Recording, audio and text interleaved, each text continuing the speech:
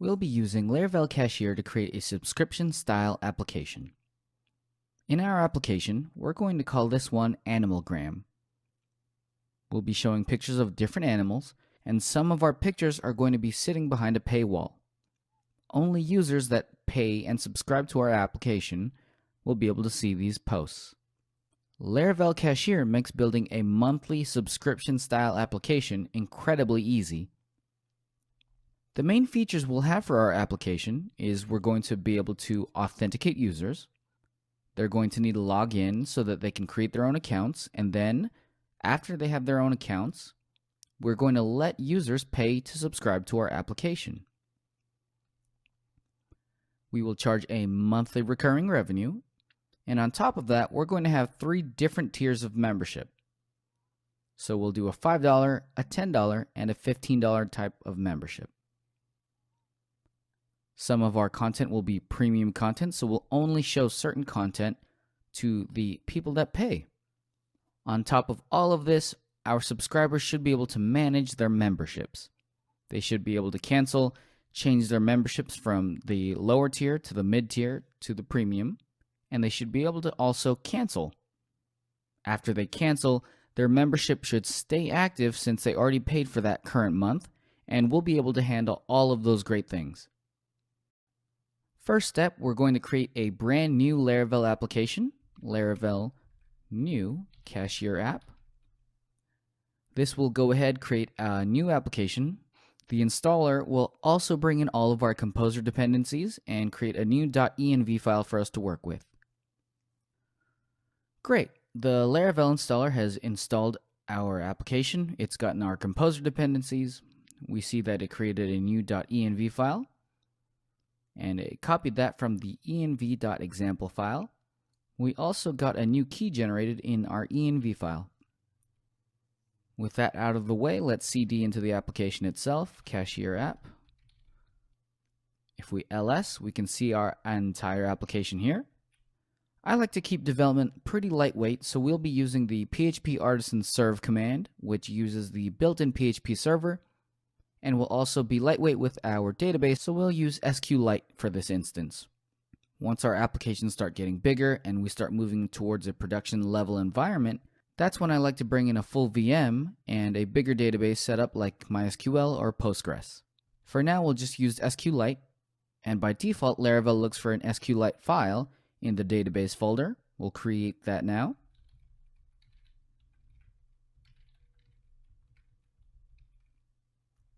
All right, that gets created. Looks like we have everything we need here. We'll bring this into Sublime Text now. And here is our brand new Laravel application. Inside of .env, we'll change all of this out. We don't want MySQL, we'll use SQLite. And we're ready to serve our application. PHP artisan serve. And in our browser, we'll go to localhost 8000. Our new Laravel app is up and running. We'll start getting into the development and start building out this great subscription-style application.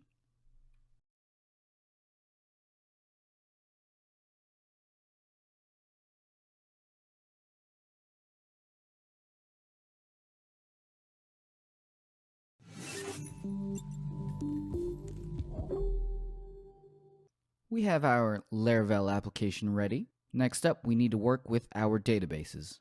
Before we can start letting users log in and pay for subscriptions and displaying posts, we need our database tables and some sample data to work with. First up is database migrations. Lucky for us, Laravel already comes with a database migrations user table migration. It handles everything like creating the user's table, creates a string for the name, email, and password. That will work perfectly for exactly what we want. We just need to create the post table now.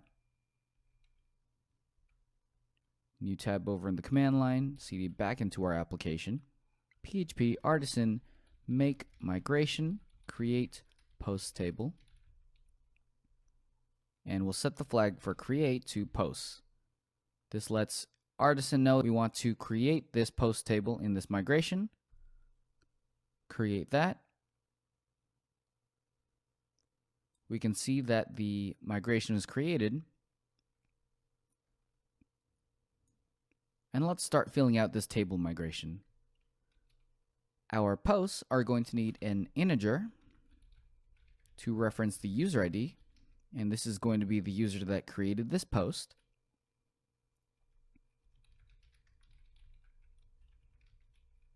A post will have a title, and since we want to access it from our browser, we'll need a string for the slug. Also, for the slug, we want to make sure that it's unique in our database so that it doesn't overwrite and conflict with another post. We also need an image field. We'll set this to nullable.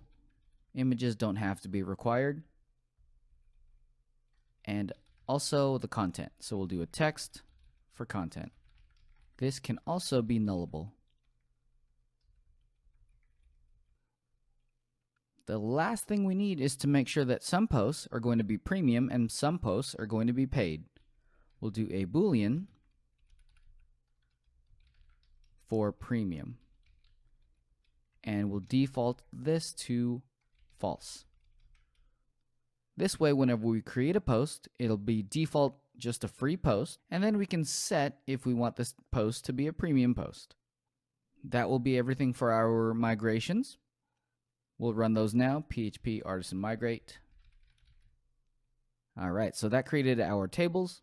Just to make sure that everything worked perfectly, we're going to open up Navicat, which is our GUI interface to view our tables. All right, we have a new connection, which is SQLite. Connection name is Cashier app.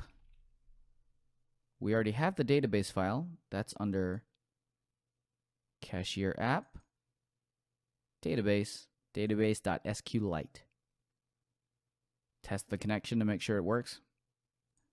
And now we can see everything that's in our database. We have the migrations post table with these fields and the users table with those fields.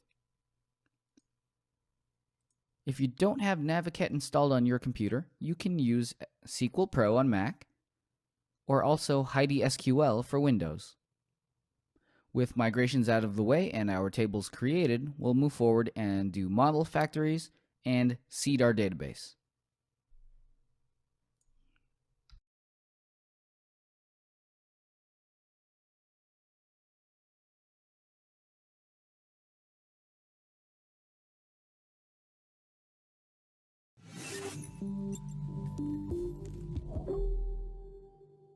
When we're working with Laravel, I like to start on the data side. I like to get the migrations ready, the model factories ready, and then seed our database. The migrations are done. Now let's look at the model factories. That's under database, factories, model factory. There's already a default one for app user. Now we need to create one for app post. And if you're not entirely sure what these model factories do, it's actually a really simple way to seed our database with fake data. Instead of creating a giant list of users or posts that we want to seed our database with, we can just run something like factory app user, and let's say we wanted 10 users, and we could sit create, and those 10 users would get created into our database. The factory takes this definition here and creates a faker name, fake safe email, and password and remember token. We'll create another factory for posts, factory define,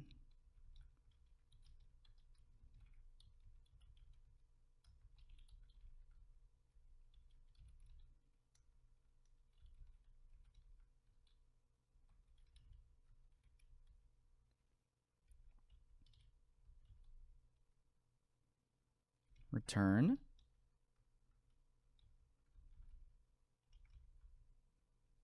and here's the things we had. We had user ID. When we create a post, I want this to return a function. We'll do function return, and we'll use the factory that we have above factory. And this is an easy way to create a user that will be the author of this post.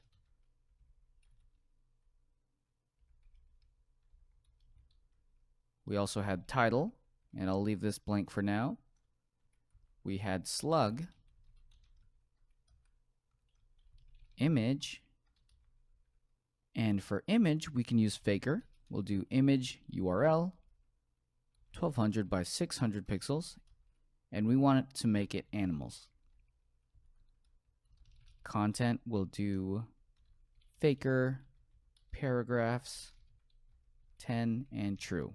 The true flag for the second parameter here, just make sure that it comes in as a string, and we're saving it as a giant string into our database. And the final part of this is the premium flag. We'll just set this to random 0 or 1. So every time a post gets created, it will randomly choose if the boolean is true or false. Why did I separate out title and slug now? We can create a title is equal to faker real text 20. And the reason I separated it out is because we'll be using the title to create the slug. And we'll create the slug equals string slug, which is a Laravel helper, title, and the second parameter is what we want to separate the slug words with. Then we can pass these down.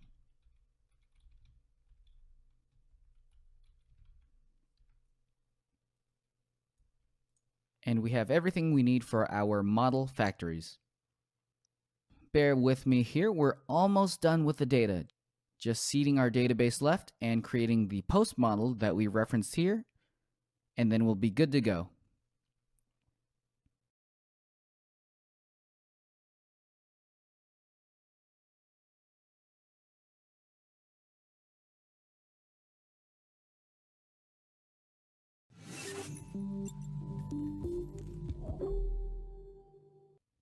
We just need to create the app post model and create the seeder.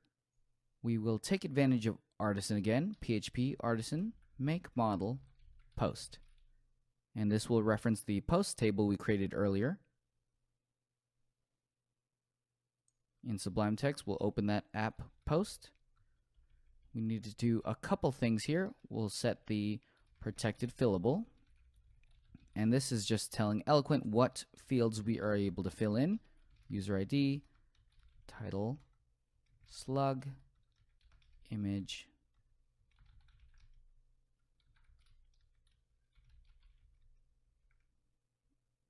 and let's set the Eloquent reference here, public function, author,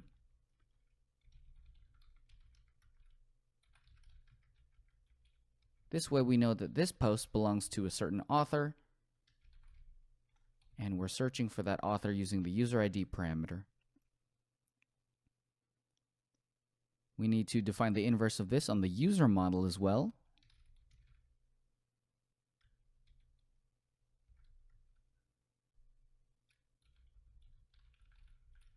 We'll do plural since a user can have multiple posts.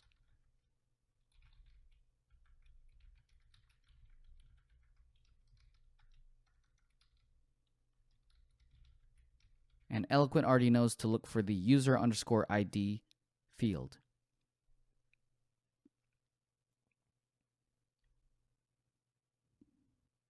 That's everything we need to start our seeder. We have the model factory, we have the post and user models.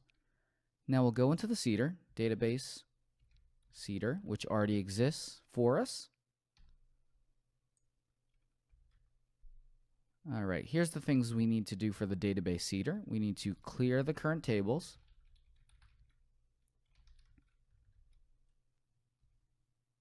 Seed posts. And while we're doing seeding the posts, that will also seed the users for us, since our model factory creates a user every time it creates a post.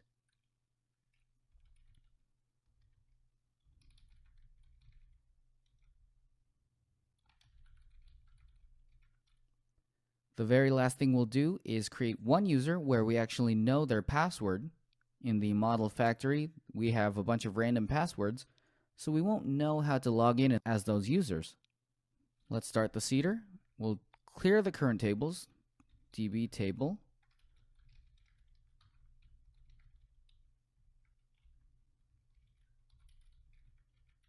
All right, that's good enough to clear both of those tables. And then we will seed our database with posts. We will use the factory app post class, and we'll create 8 posts. And that will do the job. The last part, we will create the user that we want to log in with. We'll do user create, and we need to make sure we decrypt the password since we don't want to save it to the database in plain text. We'll set my password to password. We're using this user class here, so we'll need to bring that in, bring it to the top of our file and use it. That should be everything we need to start the seeder. All right, let's see the seeder in action. PHP artisan db seed. This will create 8 posts, and inside of the model factory, we're creating 8 users as well. We can go take a look inside of Navicat. We will open the users table, 8 users here. We can open the post table, 8 posts there, all attributed to each of their own users. And our random worked perfectly. Some are premium and some are not. All right, we got the boring database stuff out of the way. Now let's start building our real application.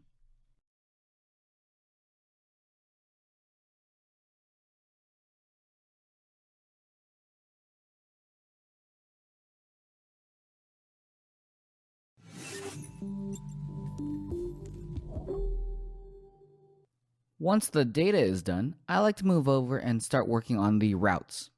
The routes provide a top-level view, and it's a really good place to start whenever you're building any part of your application. Our routes are going to need a normal site route, so this will be the home page where we display all the posts, and also a single post page. We will also need authentication routes for login and register. Then we'll have subscription style routes where users can select their subscription tier, enter in their credit card information, and subscribe to our application. After those users have subscribed, we'll also have the account pages where they can manage, edit, upgrade, or delete their accounts. Let's start working on those now. Open up our routes file. We will delete all of the current routes that are in this file. And let's talk about the different routes we will need. We'll need the site routes, authentication routes, subscription routes, and the account routes. We'll focus on the site routes right now. We'll do route, get, homepage. And we're going to do all of our routing inside of controllers, site controller, show home. We'll also do the single post route, and we'll pass in a parameter here for slug.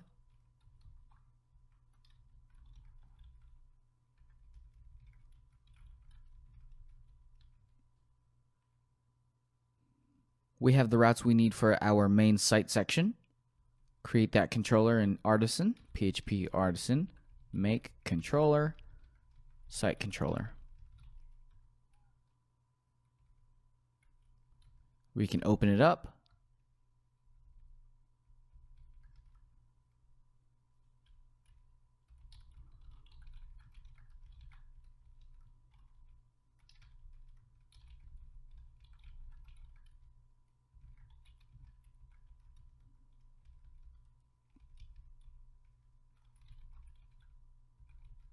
And we will return a view.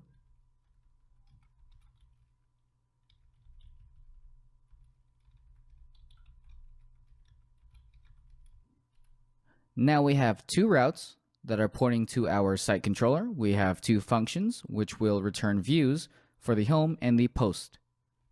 Let's create those files now.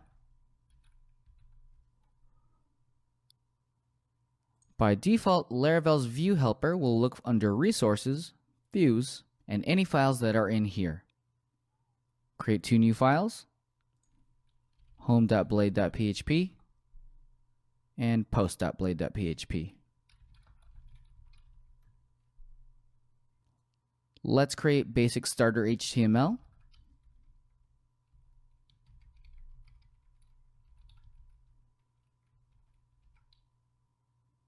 And to make sure that this is working in our application, refresh this, and we see our brand new HTML. Next up, we'll start bringing in some assets and see how we can work with those in Laravel. Then we'll style our homepage and use some Blade templating so that our homepage will look closer to our final application. We'll be able to see the subscribe button and a list of the posts on the homepage.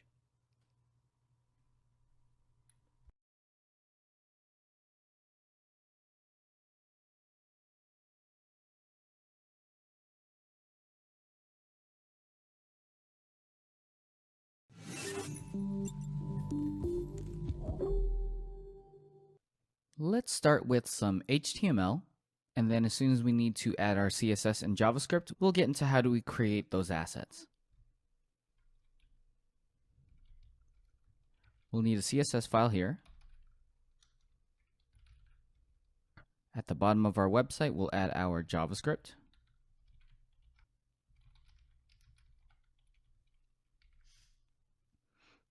All right, now where do we get our CSS and our JavaScript files?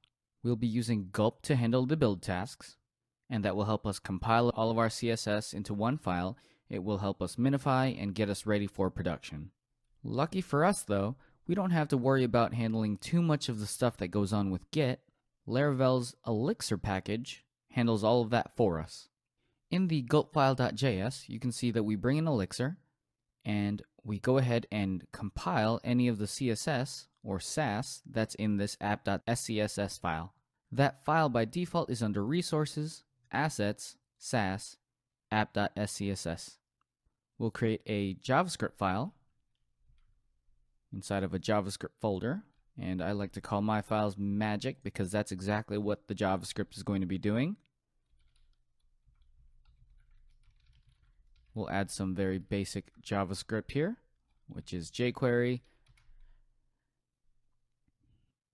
Now we need to add our JavaScript files here. We'll do mix.scripts, and we'll pass in an array of all the files we want. In our case, that's magic.js. And Elixir already knows to look under Assets, JS folder. We also want to bring in jQuery here because we need jQuery. And we have to go get jQuery first. We'll use npm to do that. npm install, save, jQuery. Now jQuery gets brought into our application, and that's under node modules, jQuery. Dist, jQuery.min.js is the one we'll use. We'll go in from the root. Since by default this wants to look in the JS folder under resources, we'll go start at the root, go into node modules, jQuery, dist, and that's good enough for that. Now we need to run npm install so we can actually get gulp and the node packages that are specified in the package.json. We're going to use gulp, Laravel Elixir, and Bootstrap Sass for dependencies. And you can see that our jQuery dependency was added down there. npm install. Okay, with everything installed, we can now run gulp. You can see that it saved everything to an app.css file and also everything to an all.js file under public. We can take a look at those under public, JS, and CSS. And now we can include those in our application.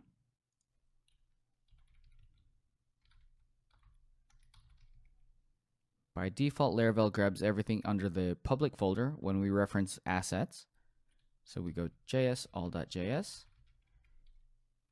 Let's see how that looks. All right, everything is the same. Inspect element. See our app.css here.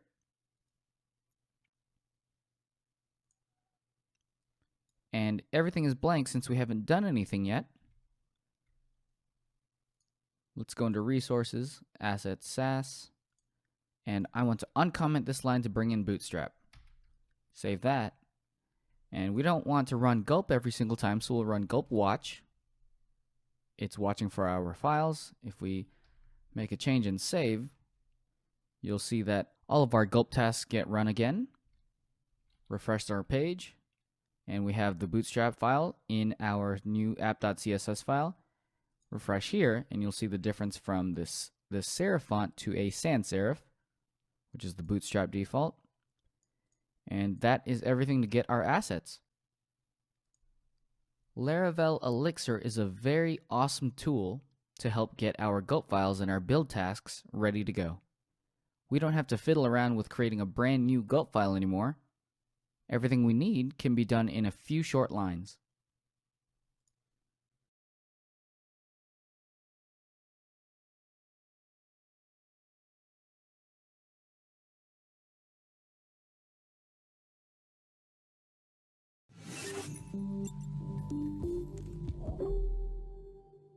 We have our routes and we have our basic assets ready. Let's take some time and do some blade templating, because I don't want to create one file and then reuse a lot of that code in the next file. We'll use blade templating and create some layouts so that all of our pages can use a universal layout. Under Resources, Views, we'll create new folders called Layouts, Pages, and Partials. Inside of Layouts, we'll create a new file called app.blade.php, and this will be our layout. And we'll move this home and post into the Pages folder. Now in Partials, I want to add two files. We'll do header.blade.php and footer.blade.php. Inside of the main layout, app.blade, we're going to take everything inside of the home page, cut that out, throw that into app.blade. Then we'll bring in our header.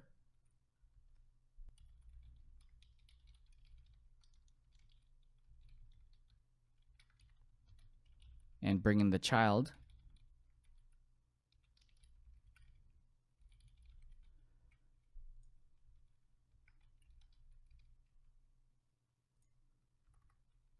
Also create the footer.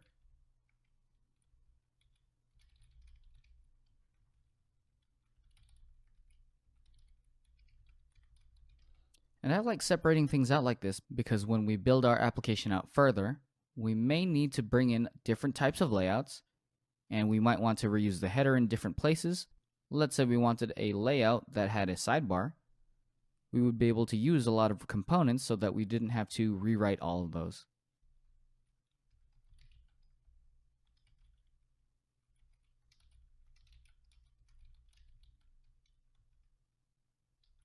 And will yield content. So this content will come from all of the pages, and now we're using our partials, and we have our overall layout. All right, everything is looking good here. Now we need to build out our header and our footer partials. So inside of header, we'll just do some really quick Bootstrap style navigation bar.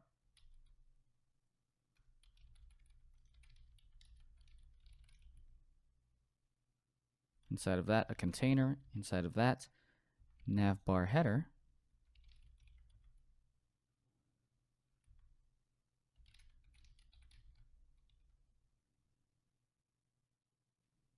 Oh, and this is an A tag.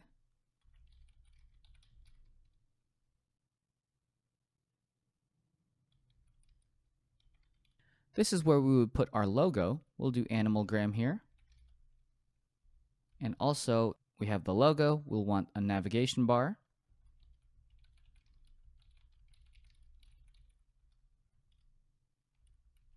This is a UL. For now, we'll just create one subscribe button, but in the future, this is where the login, logout, and account buttons would go.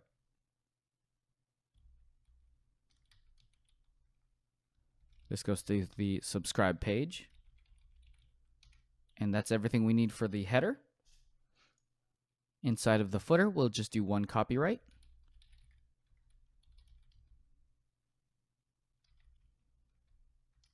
And we'll do some ridiculous number here.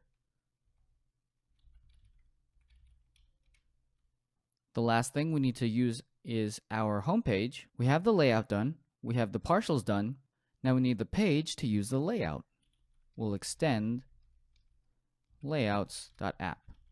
And then we'll do a section for content. And this is how the layout knows where to pull the content from.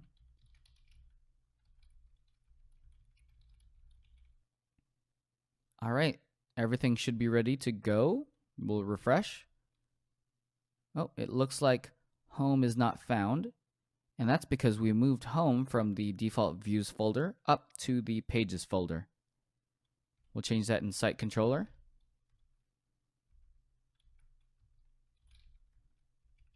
Change this to pages.home and the same for pages.post. Try that. And we are back in business. With a few quick files, layouts, partials, and pages, we now have a universal layout we can use across all of our pages. Thanks to Blade, we now have a universal layout which can be used by all of our pages.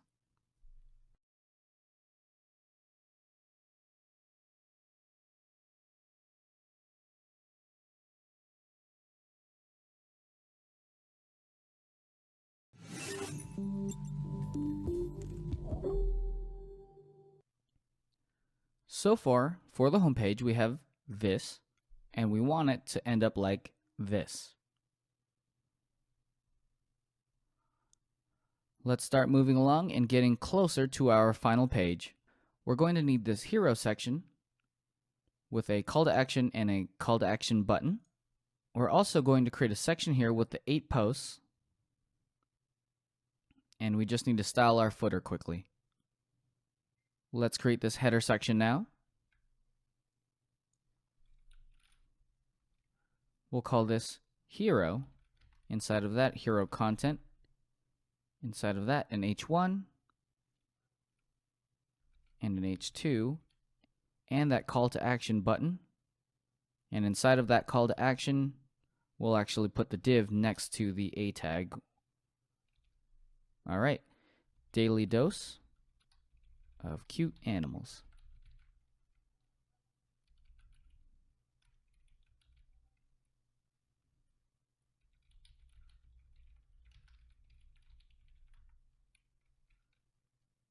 Actually, that goes to the subscribe page. And that is our hero content created. Then down here, we'll need the section to display all of those posts.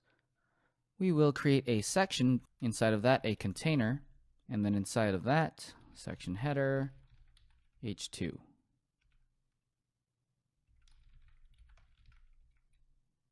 And then here, posts will go here. Let's see how that looks. All right, that's all of the information we need. One thing to note is this image back here we'll use as a background image in CSS. It's good to do things that way because it helps when we resize our browser. We're not resizing the image. The image is the background, so it automatically resizes itself. The HTML for our homepage is done. Let's get some base styles, which will wrap around the entire layout, and also we'll style the homepage next.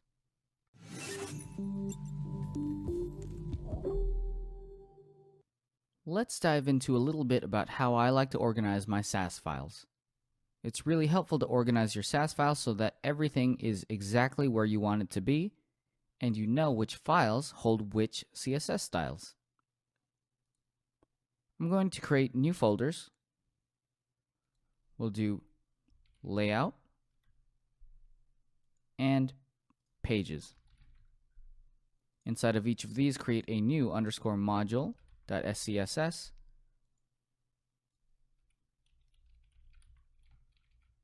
And inside of layout, we will need a header.scss, a footer, and then under pages, we only have the home page right now, so we'll do that. Each of these module files will import everything inside of that folder. Import footer, And the same for header. And pages will import the home page. And this app will first import Bootstrap, then we'll import layout module and import pages module.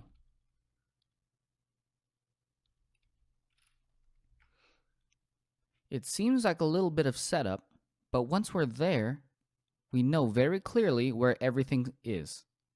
We have a layout, header, footer, and pages for specific pages. This way we can kind of treat each section of our website like a component, and the home page has its own styles, header has its own styles, footer as well. Whenever we open up some new SAS files, we need to tell Gulp to rewatch those files. Cancel here, Gulp watch one more time, and we are back in business. Let's start adding some styles. We'll do body, background, a light gray, and then under header, let's start styling this. Site header, nav bar. I don't like how there's that border radius on it. You can see that there's like a little rounded corner on the edge here. We'll remove that. We'll do margin 0 and no border.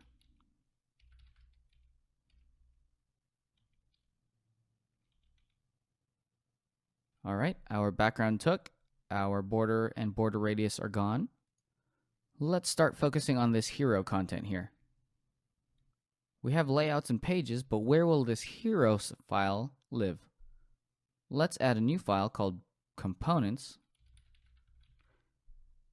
And we'll do the same thing here, underscore module, SESS. And hero.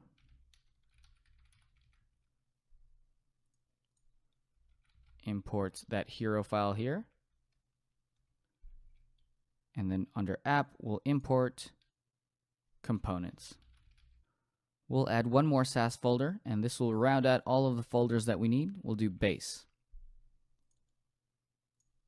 Underscore module.scss. And I know this is a lot of setup. If you want to skip all this and put everything into a couple files, feel free to do so. But in the long run, when your apps start getting bigger, I think structure like this is very important.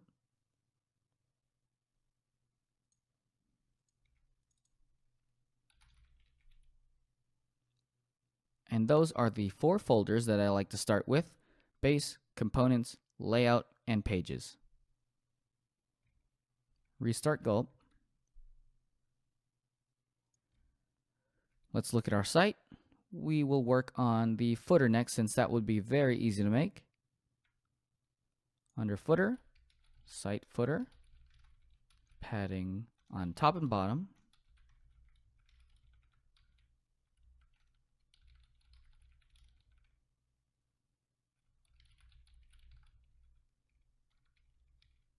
A dark black background,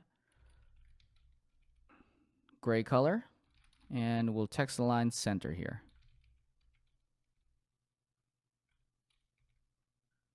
All right, looking good. Now we have a section here. I want to style that out. That's a layout thing, so we'll do a new file under layout called section.scss. Import that into module.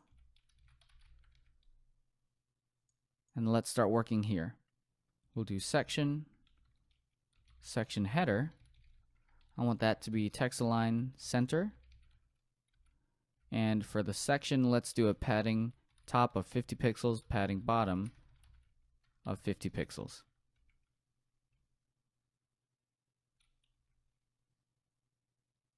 Our entire section is now styled. We'll add one more thing to the section header to get those lines that we have on here. This top and bottom line.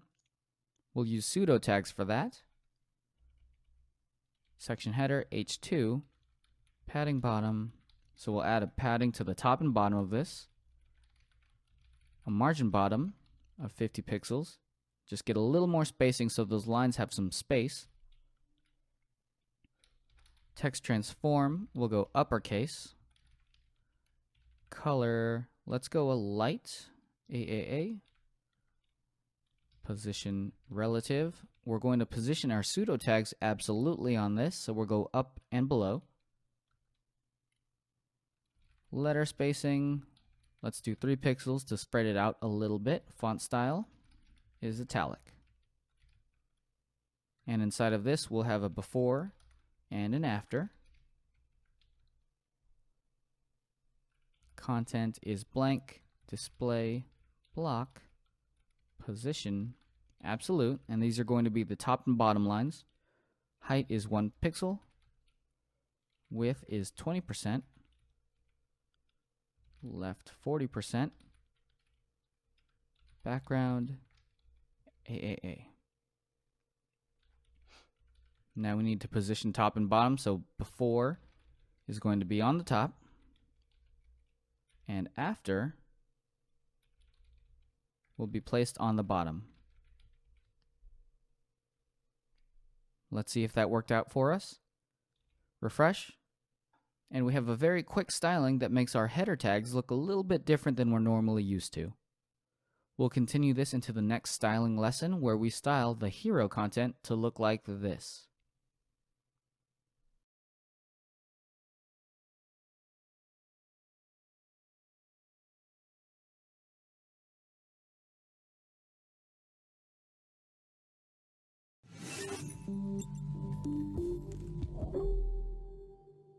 In this lesson, we are going to bring in this font family called Oswald from Google Fonts so that we can get some really cool looking headers. And also we will style the hero content. Jump on over to fonts.google.com. Search for Oswald.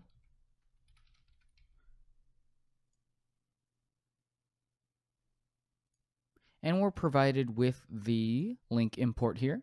We'll grab that link, switch over to Sublime Text, and I've cleared out all those files. It was getting a little bit crazy in there. We'll start fresh into Layouts, App, put this above our link. Now we can go under Resources, Assets, SAS, Typography, and create this header font variable. And we'll do Oswald, Arial, Helvetica, and we'll give it a full stack all the way down to sans serif. Then we'll set H1, H2, H3, H4, all our headers to font family, header font. Let's see that on our website now. Looks like that font change didn't take. Right-click Inspect. It looks like we have no H2 styling here. I'm betting we didn't import this into base module. All right, import typography. Let's make sure it's imported under app also. Yep, base module. Let's try that again. All right, now we have our Oswald font. And let's begin styling the hero content now. Open up hero.scss. We'll do hero, and I want to do the blue background with that background image, so we'll do background, and this is linear gradient, RGBA, and I have a blue here ready, 0879EE. Let's spread this out since we'll need a couple more lines. RGBA, and this is a gradient, so we're going from one color to the next. Oh, we need the opacity here, so we'll do 0.6, and then we'll do the same color, but opacity 0.4. And the URL is http place kitten, and we'll do 1200, 600. Also, we don't want to repeat this background, and we want it positioned top and center. Background size is cover, since we want the image to go all the way from the left to the right. Height, 600 pixels. Max height, 70 vertical height. So this means that the height will stop at 70% of the height of our browser. Text align center. Let's see that. All right, we're getting a little closer.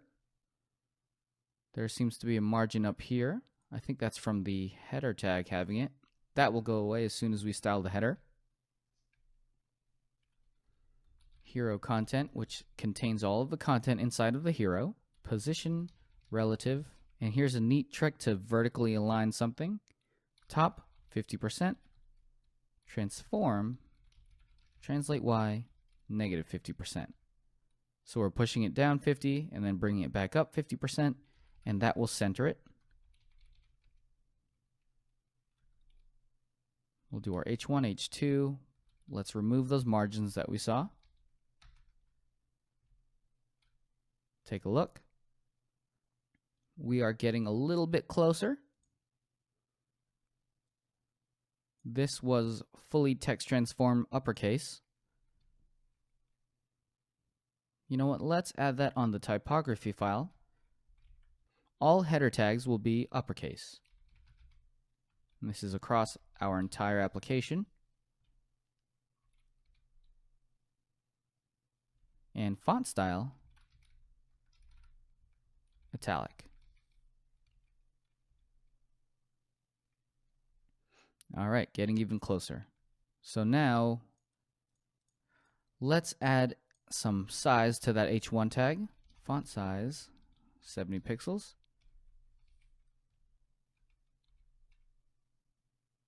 All right. Size up that P tag.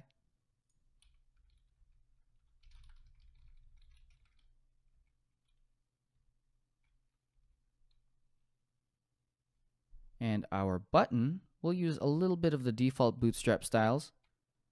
Open up Home Blade, Class, Button, Button Danger, and Button Large.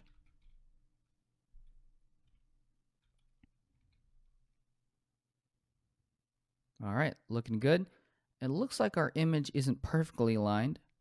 Let's try to shrink that down and see if that helps.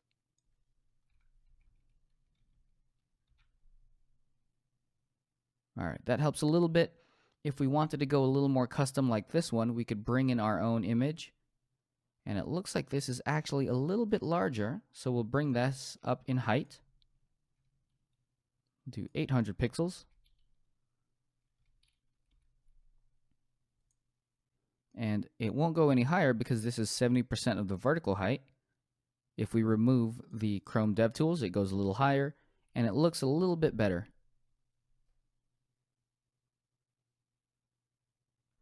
That's kind of hard to read on that kitten, so let's bring up the opacity on our background gradient. We'll go from 0.8 to 0.6. And it got a little easier to read. Let's bring that even higher, 0.9 to 0.75. All right, looking a little bit better. Let's increase the size of this button. That was call to action. A tag. Padding. Let's go 20 pixels and 30 pixels. And the font size, 30 pixels to match that P tag. Let's add a little bit of margin below this H2 to get us some spacing between the P tag in there, and that should finish everything off.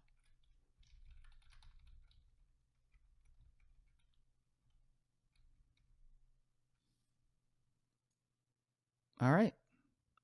That's looking good for the hero section. Feel free to switch out that image and grab anything you want, or change out any of these colors, but so far, that's looking like a good start.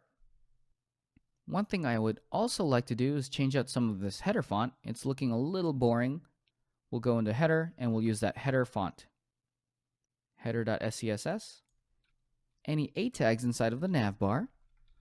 We'll do font family, and we'll use the variable we created in the typography file, header font. Font style, italic. And that should do it. All right, our application is looking a little bit better, a little closer to the final product. Next up, let's get this list of animals and all of those 8 posts displayed on the home page.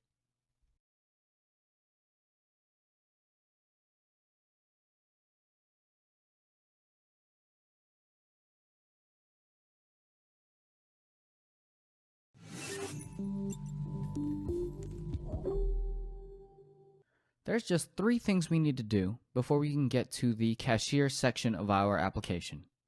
I know this has been a lot of setup, but these are all things that need to happen to build out this application that we want. And it will all pay off when we start getting those paid subscribers. We're going to style this list of posts. We're going to style singular posts. And then we'll handle authentication for login and registration. After that, we'll get right into the cashier stuff, I promise. We need to grab the posts from our database, since we seeded them into the database already. Go into Site Controller, and we'll make this really easy. We're going to use app post, and then under home, post is equal to post all. Pass that into the view, and we're ready to work with our posts. In home.blade, we're going to create a row, and then inside of that, a for each post as post, and then we'll do a quick bootstrap grid here. Div column small 6, column medium 4, and then column large 3. So it's 2 columns on small screens, 3 columns on medium, and 4 columns on large. Now we could add all of the post information right here, but I'm going to create another partial for this. The reason is because we might want to reuse some of these partials in different places. The home page is not the only page where we will display posts. Include partials post-card, and pass in the post into this post. We need to create this partial now. Views, partials, post-card.blade. We can now create the HTML for this post card. We'll start with an article, give it 2 classes called post card and a base card. I like doing a base card class because we'll reuse that in a couple different places. We'll need an image, content, and inside of the content, title, byline, excerpt, and if this post is free or premium. We'll create a link, href, and this is going to post to the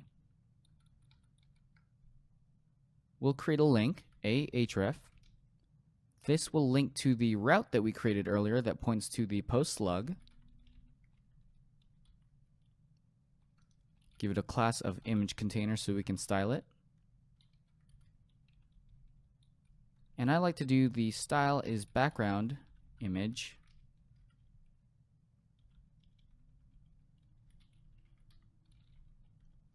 It's easier to style the background image instead of putting in an actual image, since we can always ensure that the height and the width are attached to the container.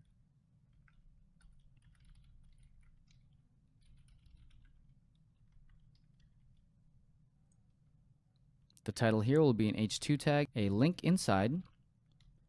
The URL will be the same as above, post slug. Inside of here we'll do the post title and close both of those. Creating our byline, we'll do a byline class. We'll need post, author, name. Now we're referencing the author relationship. We need to load that in our controller. We will do with author, and this way Eloquent will load the author every time we pull this post. We haven't created this post get excerpt method yet, but we'll do that shortly. And then for free or premium, we'll do a span.price. Inside of this, we'll do a blade tag with a ternary operator. If the post is premium, then display premium, else display free. And we want to class on these so we can style it.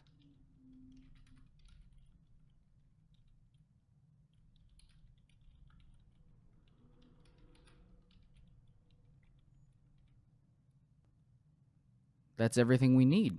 Now we need to create this get excerpt. Open up app post. Create a new function.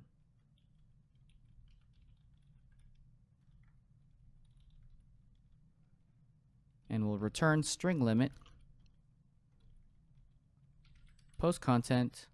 Oh, we have to do this content since we're inside of the model. And we'll limit it to 40 characters. All right, everything should be working. Let's refresh. We get an error, undefined all. We need to change this to get. And that will get all of the posts, and we're eager loading the author. Refresh this, and we can see all of our posts come in. Now we need to style it.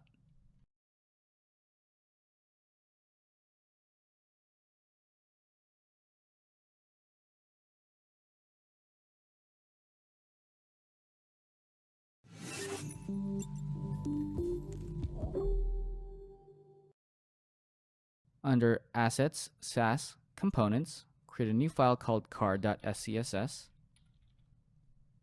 Import that into the module. And let's start some styling here.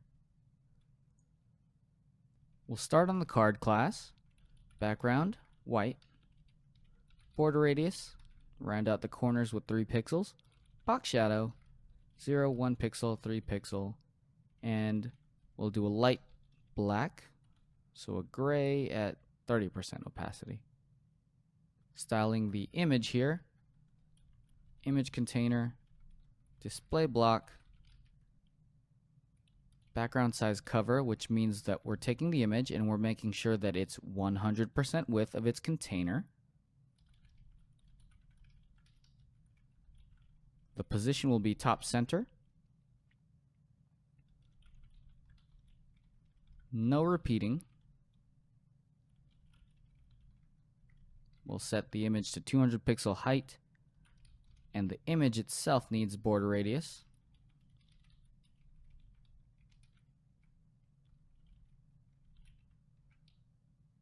Let's take a look at that. All right, looks like our images got styled correctly. Moving on, we'll create a postcard class. The reason we're moving into postcard and not staying inside of card is because all of these styles we want to apply to all card classes. Now we're starting to dive into postcard, where we want these styles to only apply when they're shown in this grid. Position relative, since we'll be positioning those spans absolutely soon. Margin bottom 20 pixels. And we'll set a min height so that we don't get that weird grid and everything is uniform, 350 pixels. Let's handle the title now. H2. Font size, let's bring it down a little bit. It's a little large right now. Margin 0, 0, 10 pixels. We're doing top 0, left and right 0, bottom 10. We have an A tag inside of our H2. This will style with the color.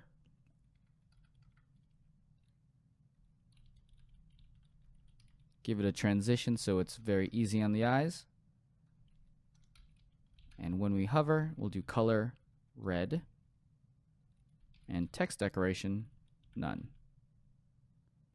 Let's take a look at that. Okay, we're getting closer to the final product. We need to add some padding here so we can get some spacing. Style this byline and style the label.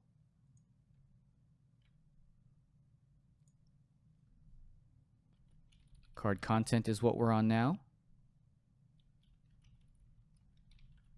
We need some padding here. Then we'll do the byline.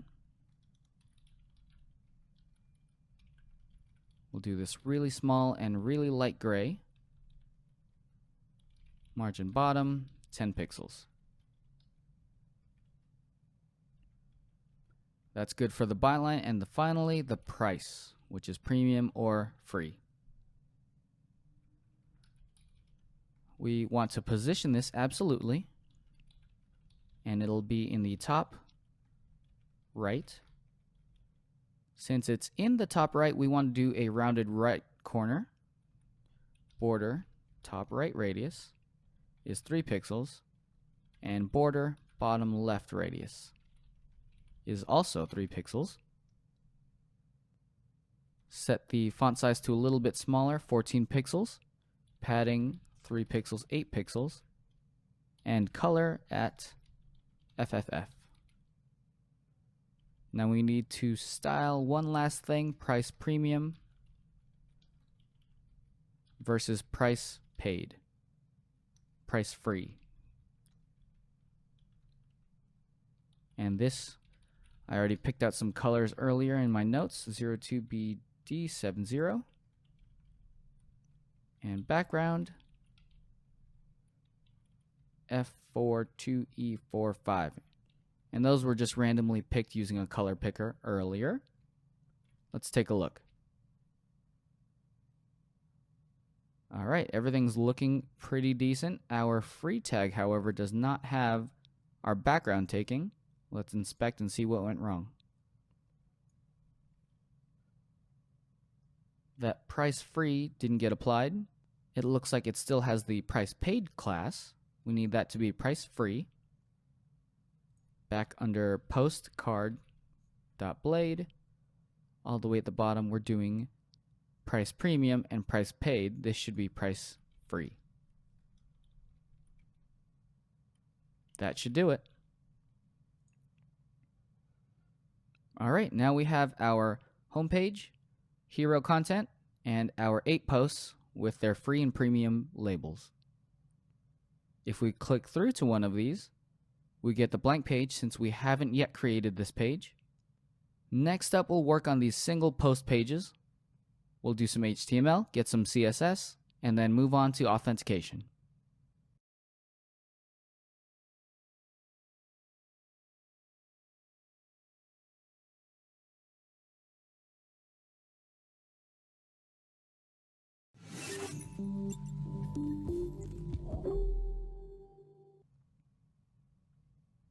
We're starting a new section of our site, our single post page.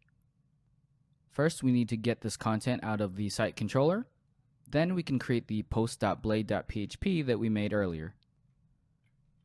I've cleared out these tabs so we can get a fresh start here. Start in site controller. We're showing this view pages post, but first we need to actually grab the post.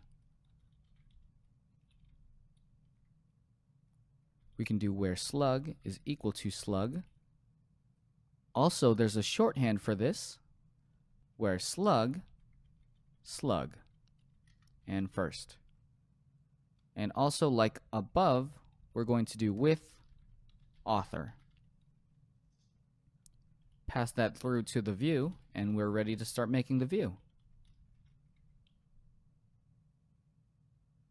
We already created the file, post.blade, extends, layouts.app, section, content. Create a container. Inside of this, we'll create an article. We'll use the card base styles that we had earlier so that it has that white background and rounded corners. But we're going to call this one post single. Just like our smaller cards, we're going to need the image, card content, title, byline, and content. Then we'll put a to-do up here. Show or hide if premium post. That way, after we handle all of the cashier stuff, we'll be showing or hiding the content based on if the user is a subscriber or if they're logged in or not. We'll use the same sort of styling as the post card, div class, image container, and notice we're using a div this time. Since we're already on the single page, this won't click to go to anywhere. Style is equal to background image, URL, post image,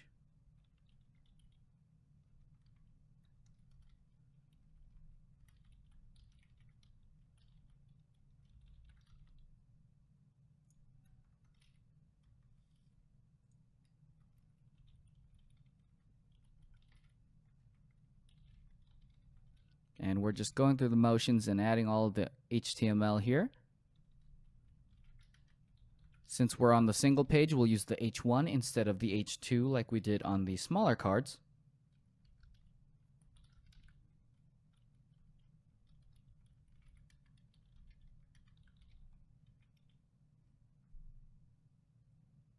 Move this comment up. Move this comment down.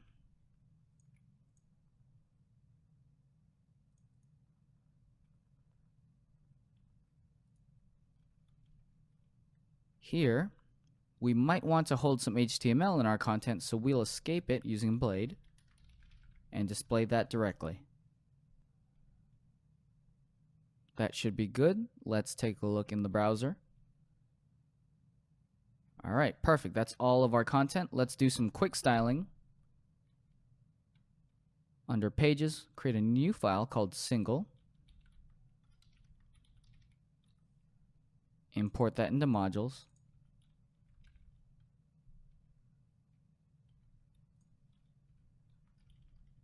And we can start styling here.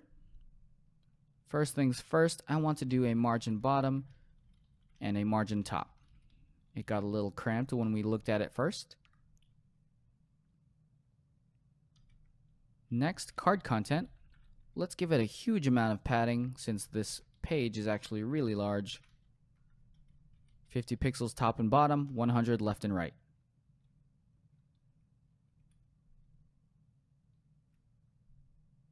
We'll upgrade the minimum height on the card image. It's currently taking the height of what we set in that card class earlier. We want it to be a little larger. We'll set height to 500 pixels. Let's make the title a little bit larger. Font size 50 pixels. And then style the byline.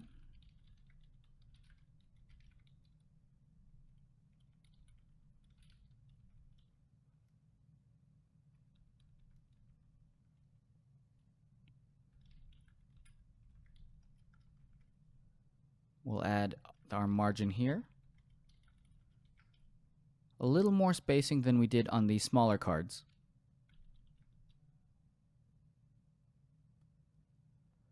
All right, and all of that will get the job done. We now have our single post page styled out. We can go back to the home page. Oh, looks like that's not clickable. Let's go over to the header blade. Instead of this hash, we'll do a /. That will get us our homepage link.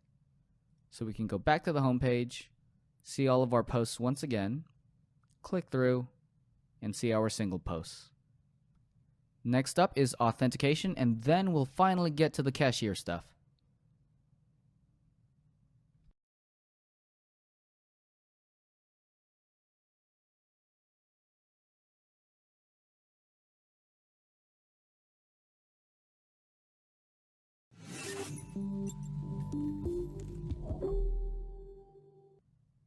To handle the authentication, we will be using the built-in Laravel scaffolding. The scaffolding lets us do a great deal of authentication without writing too many lines of code.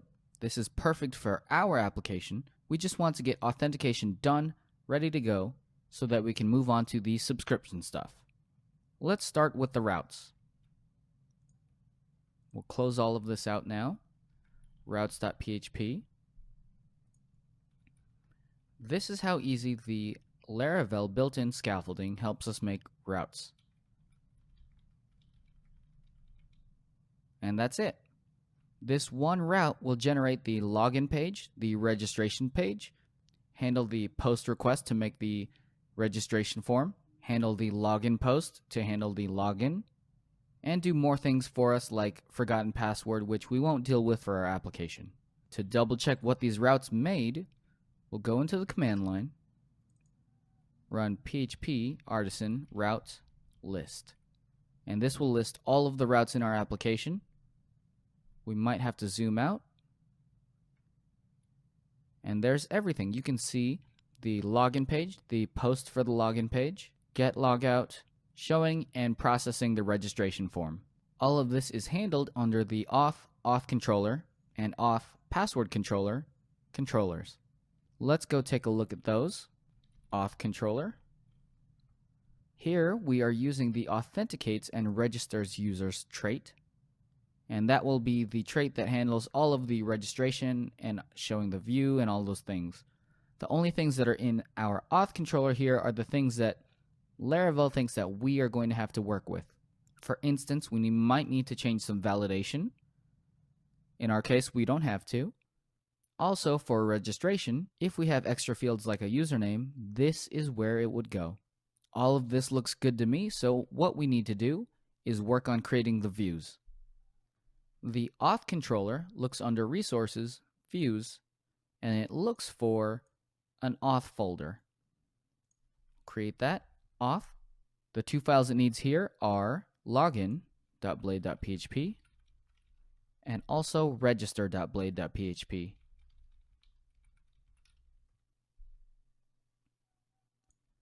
Let's test these out. I am the login page.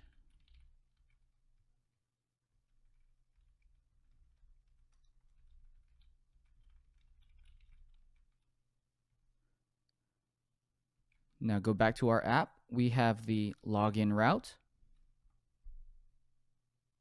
It actually looks like Laravel thinks this is the post page. And since there's no post with the login slug, it can't find anything. We need to rearrange our routes. This catch-all route here won't really work in our situation, so there are things we could do like changing this to post/slug. This way, Laravel knows that the word post needs to be in front of every slug route. This isn't very ideal. This doesn't look very good when we're passing around URLs to other people. We can delete this, and a really easy fix is to move this below everything else.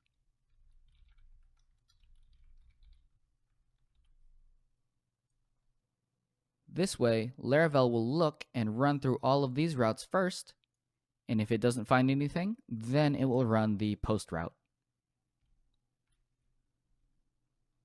Login page ready. Register page also ready. We won't do too much styling here. We'll use some base Bootstrap styles and really quickly create our registration and authentication systems. Under login, we'll extend the same layout we've been using, section, content,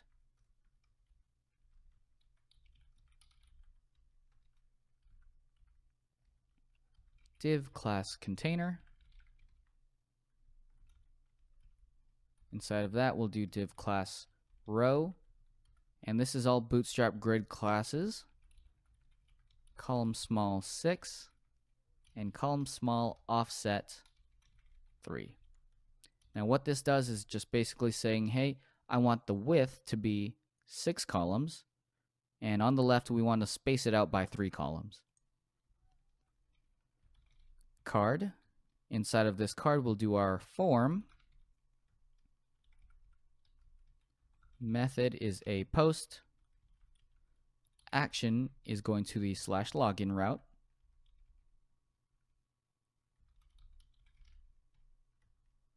Form group for the email, and also we need a password and the login button. On top of this, we also need an H2. Let's make it an H1 since it's the only header on the page. Login. Copy this. Here we can create our label, email, input, type is email, name is email,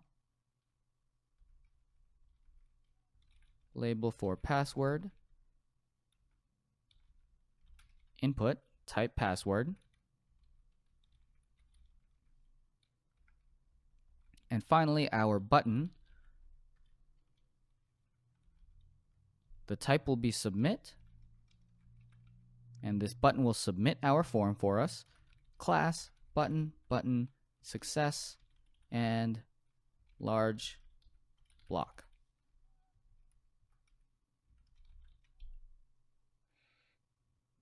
Let's see how this looks. Oh, that's the register route. Let's go back to login. Getting closer. We are missing some Bootstrap classes here. This needs to add a form control class.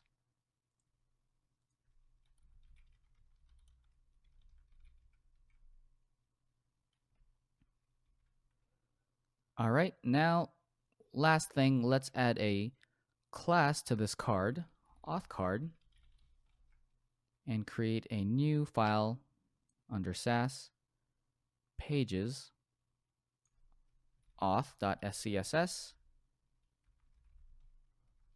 card content. Let's do some 30 pixels padding, and margin bottom 50 pixels, and the same for top. That should just give us a little bit more spacing on our form. What I want to do as well is H1. Let's text align center for that. The last thing I'm noticing is that this is the auth class, but it's actually auth card we want to target. Let's try that out. Oh, we also use this card content class. We didn't actually use it in our form. Delete that. And now we're ready. So that's our login form. Let's see if it actually logs us in. Chris@scotch.io. Since we created this user in the Cedar, password, enter. Something went wrong. We're missing a CSRF token. In Laravel, when we create forms, we need to create a CSRF token which protects us. CSRF field. Refresh the page so we can show the form again. Chris@scotch.io.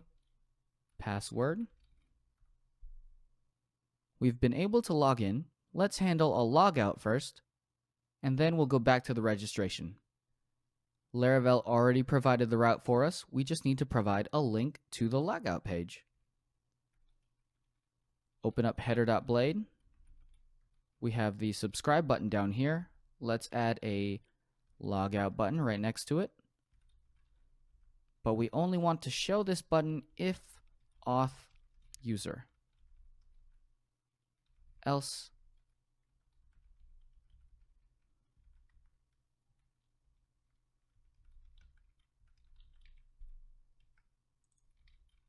we'll add our two links for login and register. This way, if we have a user logged in, we'll show the logout button. If we don't, we'll show login and register. Here we'll see the logout button now. Click that, we'll be logged out. And we'll see login and register now. Login will take us to the login page. Register, we still need to create.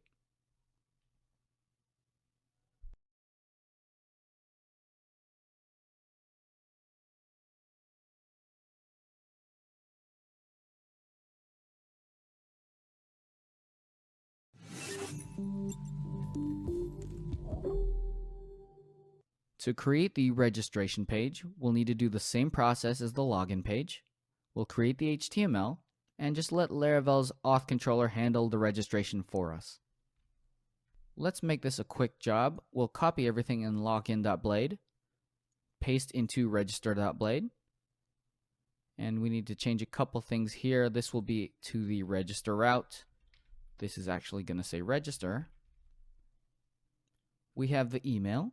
We also want a name for registration.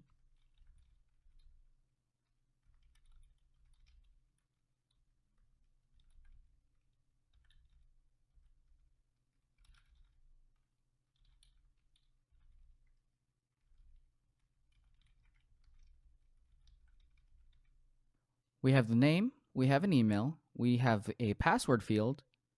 The one thing we need to remember is that in the auth controller here, scroll down to the validation section, Laravel's password field needs to be confirmed. To do this, we'll create a new field called password confirmation. Confirm password. The type is password. Name is password underscore confirmation. Whenever Laravel uses the confirmed validation rule, it will look for a field that has the same name, followed by underscore confirmation. Change this to register, change this comment to register.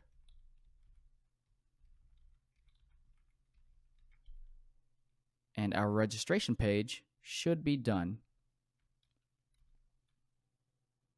Name, new user, new at user.com, password, and password. This should create a user and log them in as well.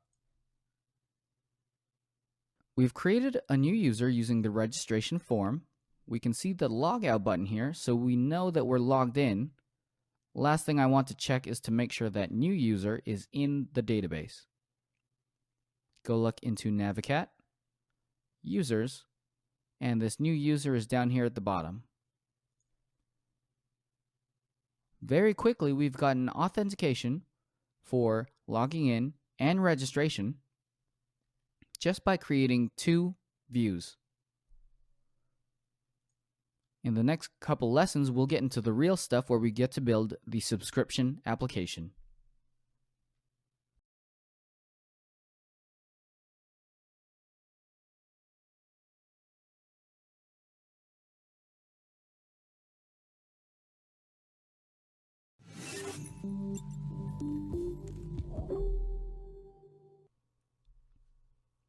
We have all the great things set up with our application now. We can finally get to the cashier level stuff. This is where we finally get to create subscriptions for our users. To get Cashier set up, we have to do a couple things for the installation. It isn't included with the Laravel core. It has to be installed separately as a separate package. For Cashier setup, we have to do 4 steps. We have to install Cashier. We'll do that using Composer. We have to create a couple database migrations for the users table and the subscriptions table. We will set up the user model so that we have a couple methods on the user model, like creating subscriptions and printing out receipts and invoices and other things like that. And the last thing we'll need to do is configure Stripe. Stripe will be our payment processor, very similar to what PayPal offers, but Stripe is a little bit easier to use for us developers. The Laravel docs do a great job of showing off Laravel Cashier installation. We'll run through it very quickly. First step is to install with Composer. We could either copy this line directly into our composer.json, then we could run composer install. We could alternatively just run composer require Laravel Cashier. That's good to go. Let's go back to the documentation and see what the next step is. We need to add the Cashier service provider to our list of service providers. This lets Laravel know what packages we want for our application. Copy this. We'll go over to config app.php, down to the providers section. Here is our providers, and these are all the things that are included into our application. We'll add one at the very bottom, and Cashier is included in our application now.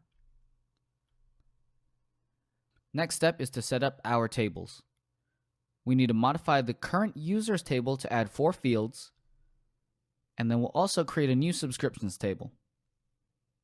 On the users table, we'll be adding a Stripe ID so that this user will be linked to a customer on Stripe, the card brand, which could be Visa, MasterCard, or American Express, card last 4 so we can display the last 4 digits of the card, and Cashier also provides us a way to have trials in case we wanted to offer a 30-day trial or something similar to that to our users.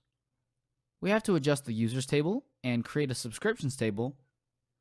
We'll do those both with migrations.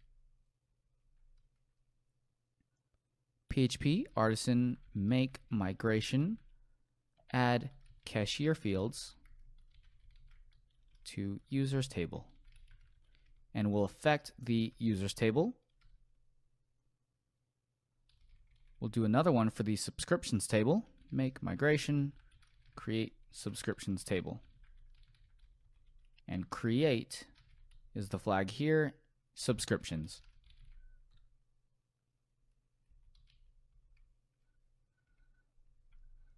We'll find both of those files under database, migrations, and you'll see here's the cashier fields. Let's go grab those fields from the installation docs. 4 fields here.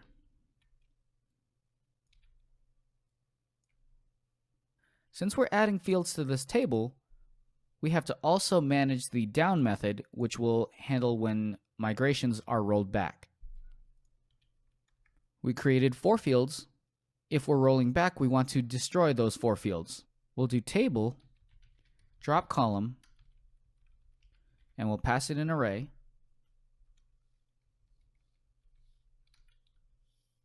Stripe ID, card brand, card last 4, and trial ends at. That's enough for the users table migration. Let's move over to the subscriptions. We'll copy everything in here. Back over.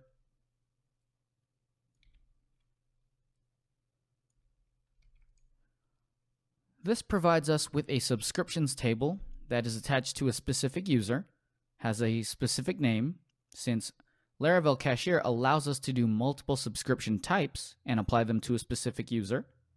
We have a Stripe ID and a Stripe plan. Each subscription will be attached to a plan on Stripe, and we'll look at that dashboard soon. Quantity, if you wanted to do a bulk order for maybe a business, you could do maybe 10 or 5, depending on what size of quantity you wanted. Trial ends at, and when the subscription ends. We don't have to do anything for the down method here. Since we're creating a table, Laravel already handles the dropping the table for us. Now we can run the migration. PHP artisan migrate. That will create the new fields on our users table. That will create our brand new subscriptions table. And now that part is done with the installation. The last thing we'll do in this lesson is to add the billable trait to the user model.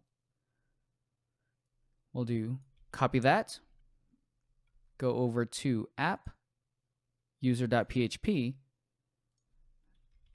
use the billable trait, and attach that, use billable.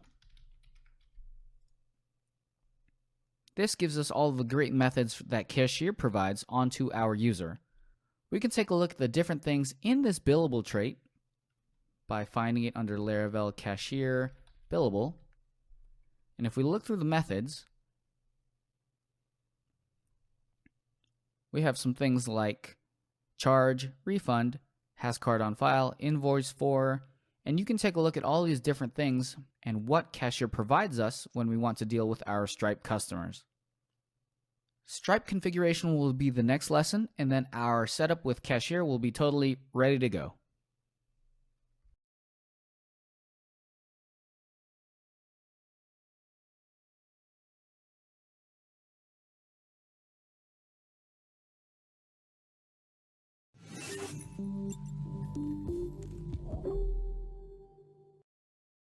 The last part of the Laravel Cashier setup requires us to go get some Stripe keys. Here, under services.php in configuration, we have the model, which is app user. Now that can stay the exact same. We also have the secret, which is an environment variable pointing to our Stripe secret. We need to go grab that, so we'll go to stripe.com and go ahead and sign up if you don't already have an account. You'll be able to register, create an account, and then you'll be able to create a brand new application. Once you create an app, you'll be taken to the dashboard for your application, and this is your Stripe dashboard. This is where you'll see the number of customers you have, the amount of volume that you've been pushing for how much revenue you've been taking in. The main thing we'll be concerned about is getting our Stripe keys. You can find that under the drop-down menu here. Find account settings. You'll have to authenticate to get back to your settings.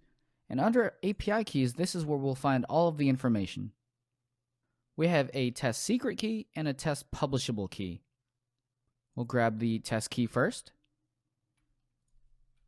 Under config, services, all the way down to Stripe, you'll see that there's a key and a secret. It's looking for the environment variable Stripe key and Stripe secret. Now we don't want to put that information here because this is going to get committed to our Git repositories, and putting information like that into our Git repo is definitely not secure. We'll put it into our .env file, Stripe key, and Stripe secret.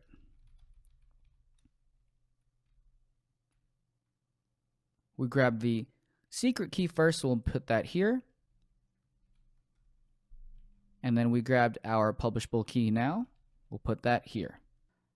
The last thing we'll need to do on the Stripe side of things is to create different plans. We'll have 3 tiers, a bronze, a silver, and a gold plan. If we take a look at our demo, we're going to have a bronze at $5, a silver at $10, and a gold at $15. Hop over to Stripe, and under plans on the left side, we'll create new plans. The ID for this one will be bronze. $5 monthly, and no trial period for now. Silver at $10.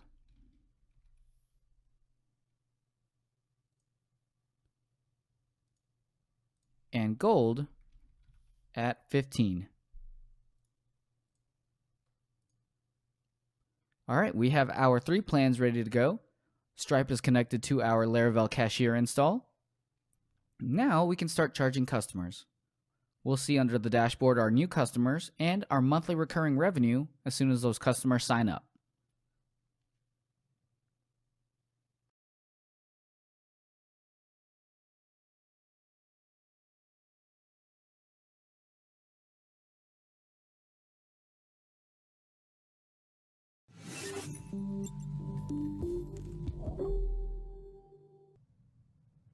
With Cashier set up, we can start working on our subscription form.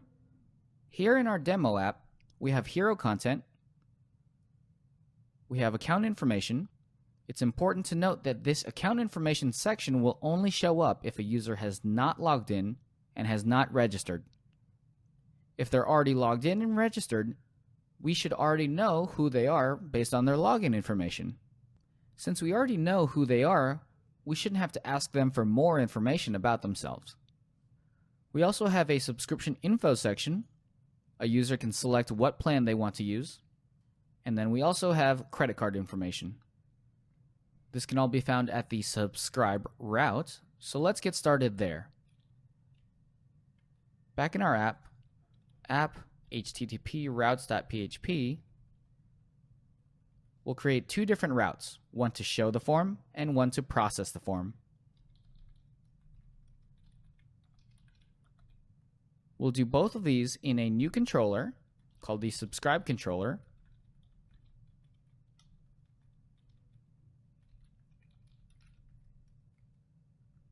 And handle the form using a post method.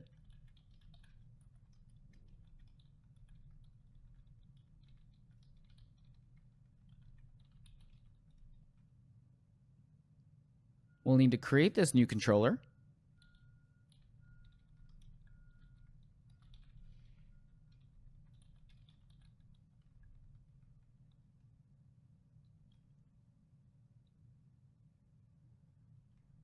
Then we'll need to create the 2 methods that we just referenced in the subscribe controller.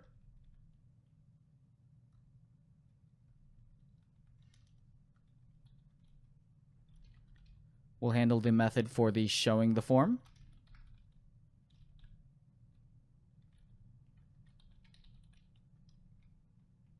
In this method, all we have to do is return the view for the form. So we'll do return view pages.subscribe, and we'll create that view shortly. And we also have to process the form.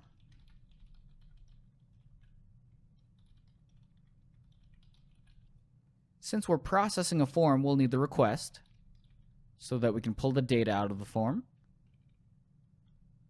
And we'll fill this in later. Let's create this view. Resources, views, under pages.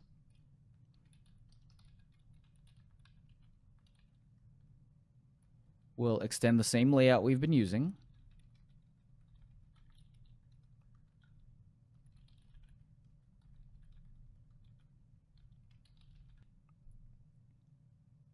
Let's make sure everything is routed and working correctly. We need to start our server, PHP artisan serve. And also, just on the side here, let's start gulp up again.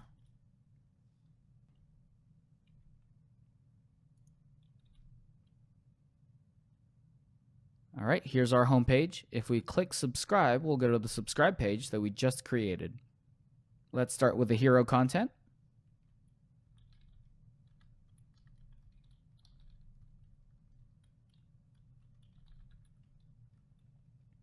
An H1 tag, and also an H2 tag. Let's see how that looks.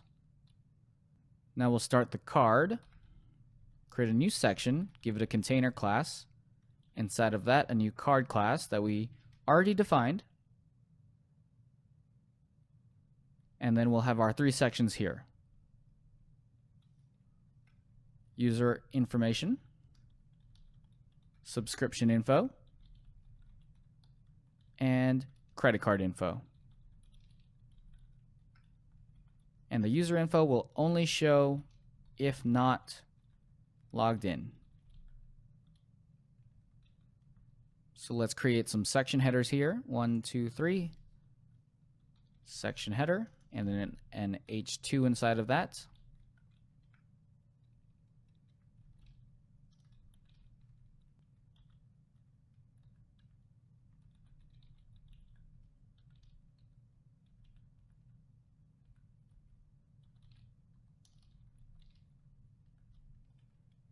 That should give us the 3 section headers that we want.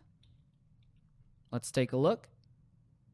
All right, and the last thing let's do in this lesson is to add some padding to this card. Right now we have our card class. Let's create a special card class that gives it a little bit of padding. We'll do card padded. Back over to assets, SAS, components. We have our image container and our card class here. Let's do if the card class has the card padded class as well, padding 30 pixels. Let's give that a try. And now we have the foundation for our subscribe form. Next up, we'll deal with all 3 of these sections.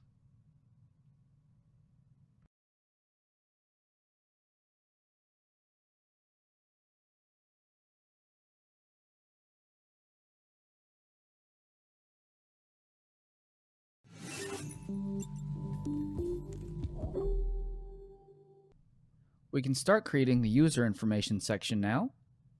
We'll need a name, an email, and a password field. We'll do a form group, 3 of those, inside of that a label.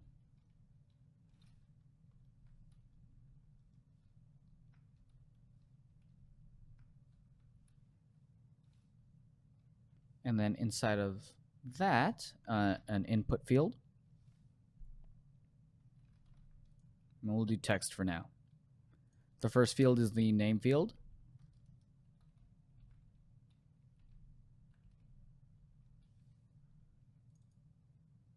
Let's add class form control to all these.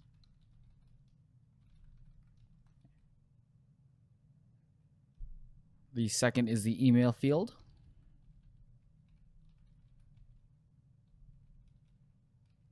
And the third is the password.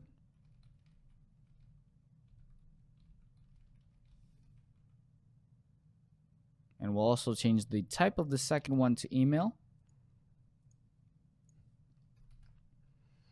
That gets us the user information section that we need. We only want to show this if a user is not logged in. To do that, we'll use the auth facade and if auth guest. And if down here, and now it shows if we're not logged in. Let's log in now.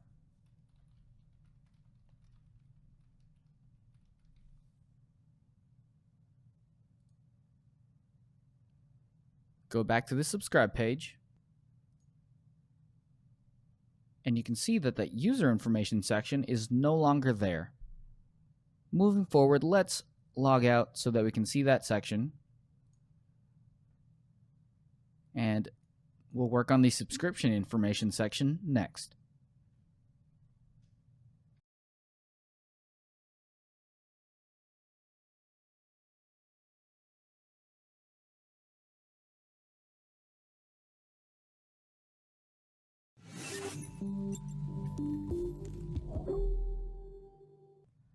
Let's work on the subscription information section next. Back in our demo app, we have 3 buttons. We have a bronze, silver, and gold. Each of these buttons is actually a radio button and will have the price and the label. Let's start creating these now.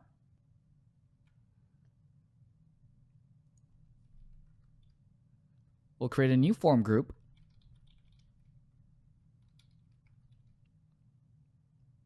And we want 3 columns in here, so we'll do a row and column extra small 4 times 3. Let's create our radio buttons now. We have a subscription option box. Inside of that, we'll have an input with a type of radio. And let's give it an ID of plan bronze. Name is equal to plan, and value is equal to bronze. This is the first input radio button. We'll add selected so that it is the default selected value. Now we can add the label and the price information. We'll create the label for plan bronze. Now in HTML5, if the label has the for tag for it, and it's pointing to the ID of the input radio, then clicking the label actually selects the input. So what we're doing is we're going to hide this radio button and just use the label for clicking on or off for these radio buttons. Plan price. And we'll do $5 small tag per month.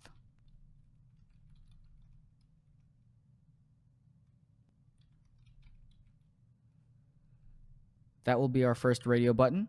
We'll copy this and create 2 more. So now we have bronze, silver, and that's $10 a month, and gold.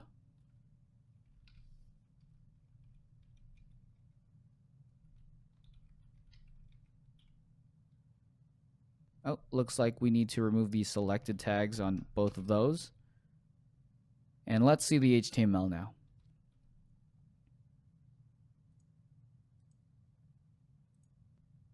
It looks like selected isn't working. I believe selected is for select dropdown, and we need to change this to checked.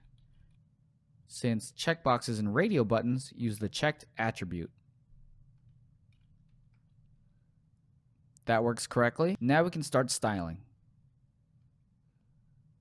Create a new SAS file under pages, subscribe.scss, include that into the module, and we're ready to style this page out. Subscription option,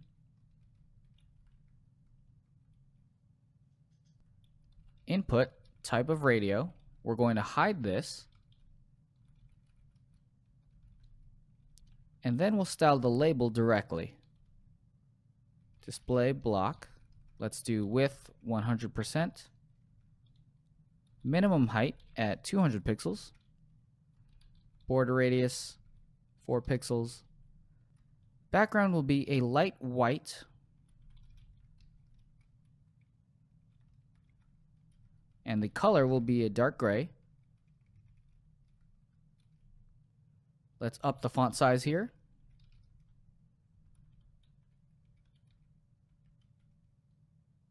And we'll see how that looks. Okay, getting a little bit closer to what we wanted. Notice the radio buttons are gone, so we can't really tell if these are checked or not. We'll do a couple more things. Let's put the text align at center, the cursor at a pointer, and padding top at 50 pixels. All right, now all we need to do is get this label on its own line.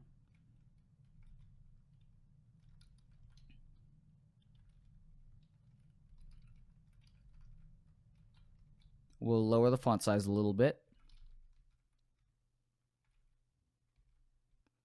Getting closer to what we wanted.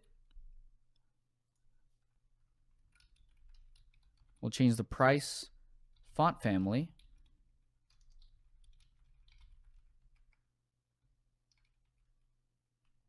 And that will do nicely. The last thing we need to do is to show that the active radio button actually looks like it's selected.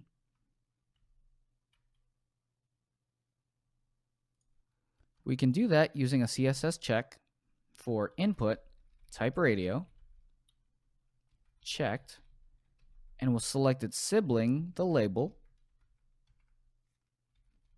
background. We'll use a blue here, 0B79EE. And when a radio button is checked, we'll have the color be white. Let's see how that looks. All right, our checked radio button shows it's checked, and we can click through and see the other ones.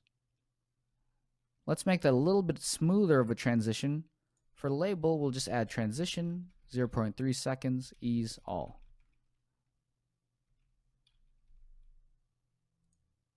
Now we'll get this nice fade in, and our subscription buttons are ready to go.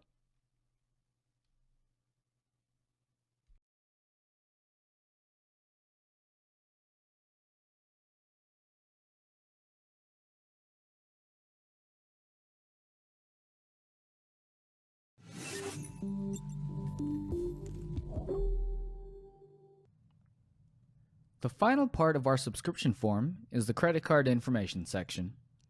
We'll create that now. We need 4 fields. We need the credit card number, the CVC, expiration month, and expiration year.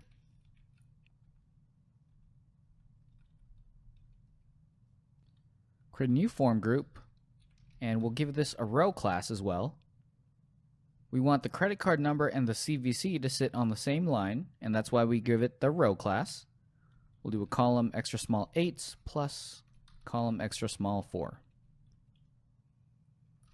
Label for credit card number.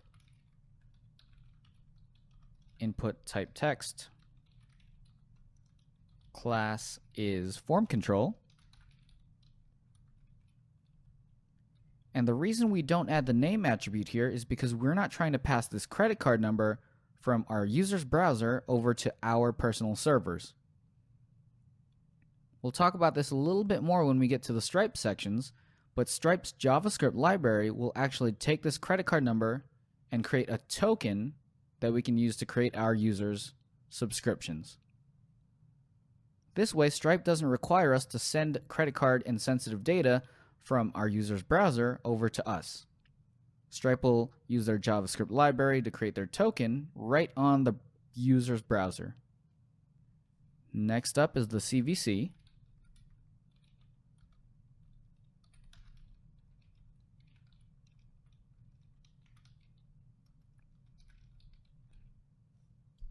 Let's move these comments to the appropriate places.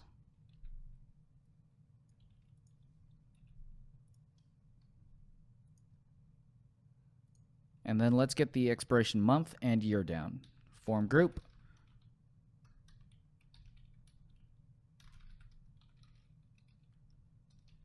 And we'll do 2 small 3 columns.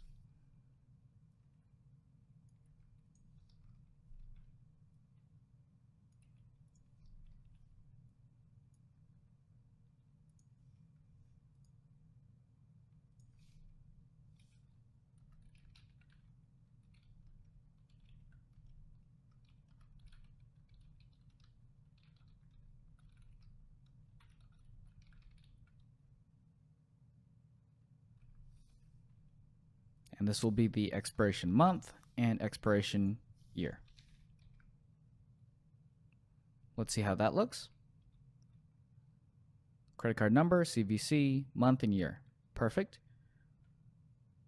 We'll also finish off our form with a submit button.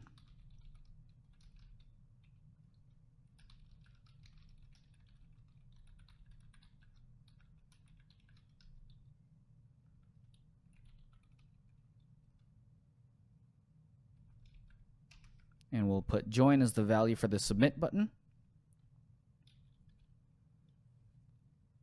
Let's give it text center. And let's just go crazy and make it a button block. And that will give it a full 100% width. Something we can also add on to give it a little bit more character is some placeholders. Under credit card number, we'll do placeholders equal to 4242.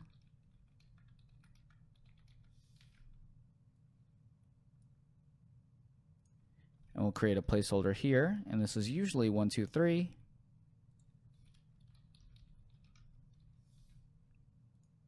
Placeholders also give a good indicator to our users of what we want in those input boxes.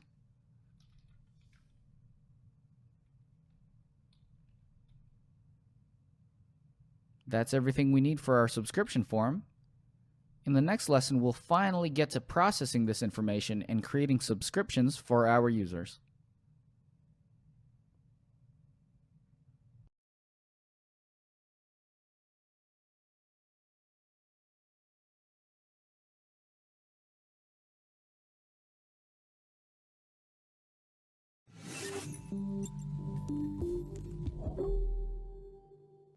Now that we have our subscription form ready, we have to work on collecting payment information. We're not going to pass the credit card information to our server. Stripe provides a really convenient way to take the credit card information and send it securely back to our server. The main things to take note of here is that the payment information will never hit our server. This ensures that we keep ourselves very safe and secure in that our credit card information from our user stays with them. A token will get created on the client, so a user's browser will use the Stripe.js library, create a token from their payment information, and then that token will get sent to our server, not the credit card information. The Stripe.js library is what we're going to use, and it's the official way to use Stripe. The steps to use the Stripe.js library is that we're going to interrupt our form when we submit. We're going to tell the form to stop submitting. We're going to take the payment information, all that credit card information, the number, the CVC, month, and year. We will use the Stripe.js library, and that library will create a single-use token.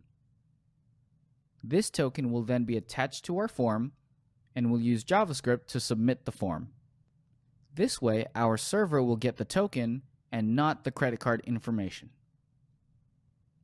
Let's work on getting this set up for our subscription form. The Stripe.js docs for creating a custom payment form are pretty straightforward. They give us all of the information that we need to process our form and create our single-use token. We'll go through this installation setup now. The first step is to give our form an ID so that we can target it. We created all of the form fields earlier. Now let's actually create the form that wraps around everything.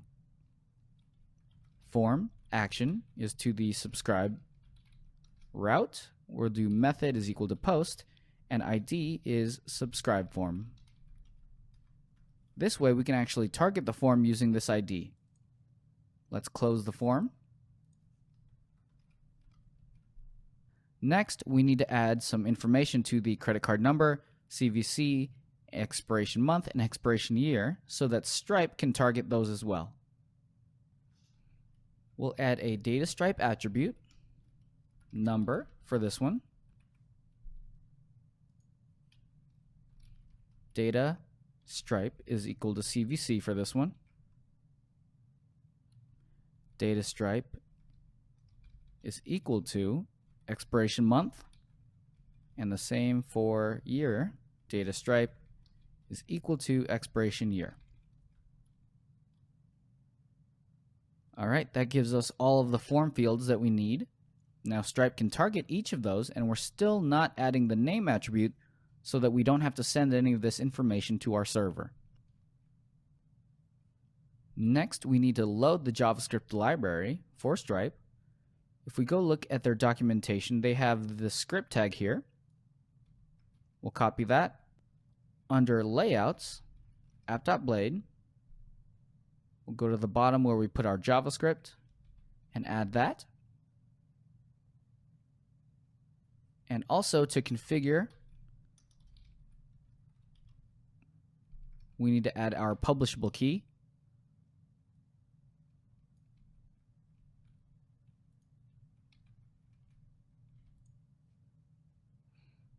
Now this isn't a real key, we have to use our own.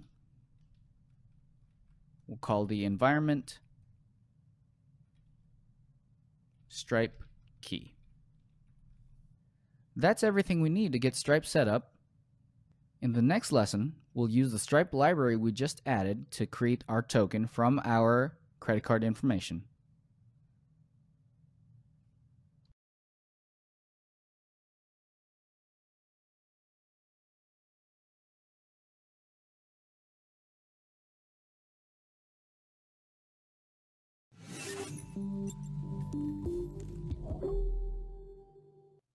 Now that we have our form and our Stripe library loaded and configured, we can start using the Stripe library in our JavaScript to create these tokens.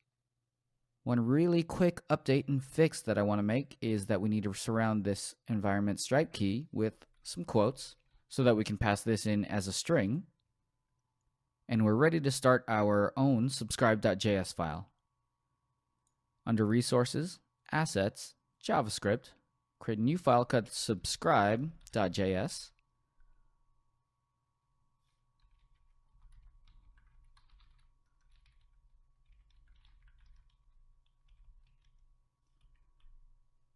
We'll add this to the gulp file.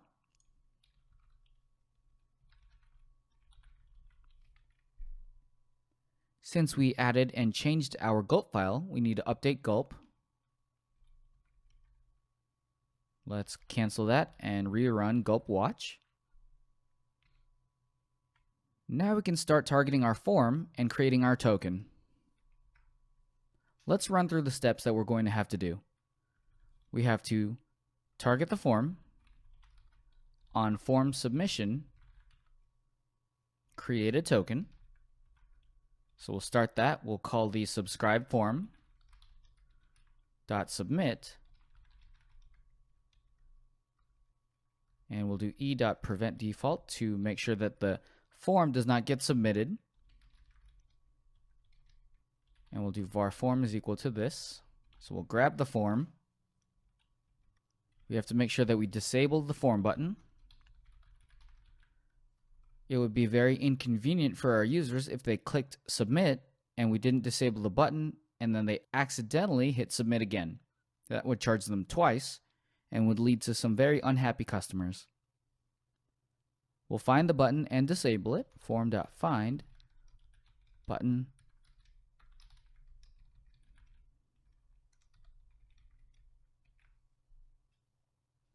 Now we can use the Stripe library that we pulled in, stripe.card.createToken. We'll pass in the form, and by doing this, Stripe will automatically know to go look for those data Stripe attributes that we created earlier. And the callback is status response for the two parameters.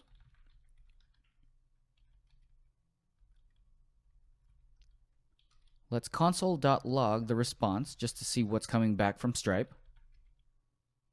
Then we'll append the token to the form. Form.append. And we'll do a hidden field. Name is CC token.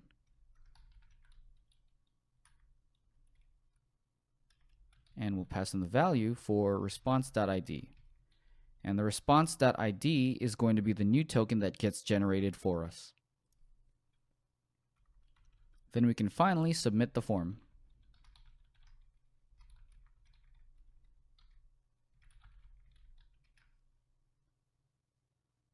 That will be everything we need to create a token, attach it to our current form, and submit the form. Right now, let's comment this out just to see and make sure that our token gets created and this gets appended. Refresh. When we're working with Stripe and testing locally, we're going to need a credit card number that we can use to test and make charges to. It wouldn't make sense to use a real credit card. We don't want to get charged for all of these monthly subscription fees. Stripe conveniently provides us with a credit card, 4242, and we'll repeat that. Any CVC is going to be valid, and any future date will be valid as well. Now we can hit join. You can see that our form is now disabled, exactly what we wanted. Inspect, console, and we'll see the new response got logged out. We have the ID, which is the brand new token that we created, and the card object. Visa from the US, and the last four digits are 4242. Let's check to make sure that this token was appended to our form. We'll inspect, and you can see that input type hidden, CC token, with our new token is attached. Now this token is what we will be sending back to the server. We'll handle that in the subscribe controller. Let's uncomment this back out. And now we have everything that we need to take our credit card information, create a one-time use token, and send that to our server. We'll deal with one more thing on the JavaScript side of things, and that will be validation to make sure that credit cards are valid. Then we'll move over to the server side into subscribe controller and start using that token to create real subscribed users.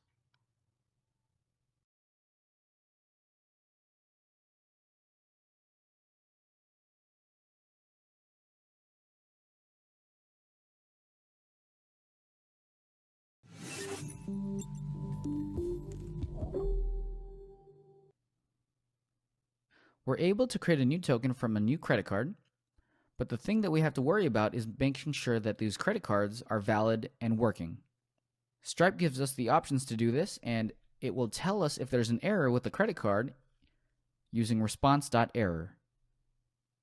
We'll do a check to see if there's an error, response.error. And if there is no error, we'll go ahead and do everything that we just wrote. If there is an error, however, we want to make sure that we show that to the user. We'll do form.find, and we haven't created it yet, but we'll target a stripe-errors class, text response.error.message. Since our error is now shown, we can enable the button again, form.find button.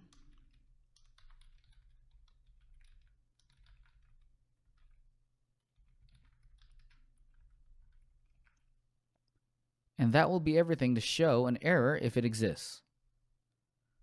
Let's create the Stripe errors div.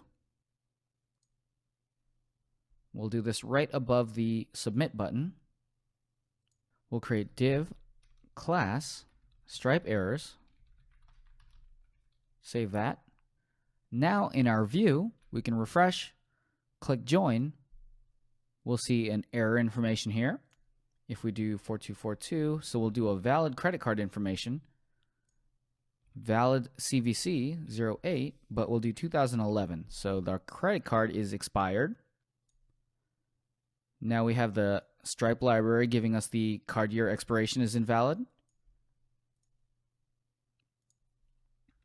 Let's make sure that's valid. Leave out the CVC. Security code is invalid. So now the Stripe library can do all of this validation for us. The last thing I want to do is give this a little bit of styling. In subscribe.js, we'll do the add class method. We'll do alert, alert danger. Try that again. Refresh, click join, and we see our credit card error. That's everything we need to do for the Stripe.js side of things. Now let's start handling the token and the user creation on the server side.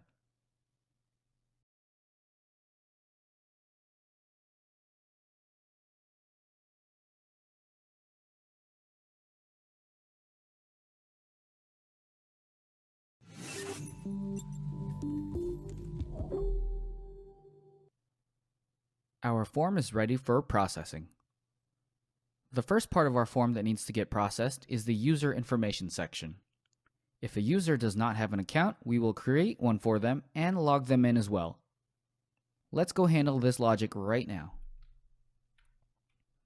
In the subscribe controller, under the process subscribe method, we'll grab the user, and that will be user is equal to request user. If there is no user, we have to create one.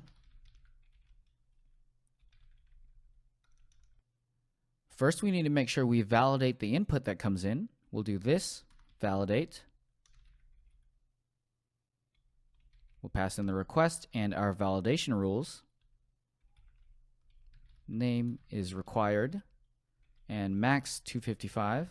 Email is also required. It needs to be an actual email address, max 255. Also, it needs to be unique in the users table. Password is required and minimum 6 characters. That's the validation we need. If everything validates and that passes, now we have to try and create the user and log in. We're going to try user is equal to user create.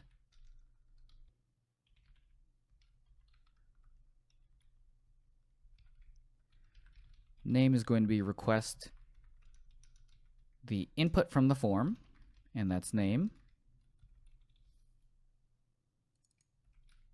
Email as well, and password. The thing to remember about password is we need to decrypt it, and that will create our user. After the user is created, we'll auth login the user. Now we brought in the user facade and the auth facade. We need to go grab those. Use app user and use auth. Let's catch this try block. Exception E, and we'll return back to the form with errors.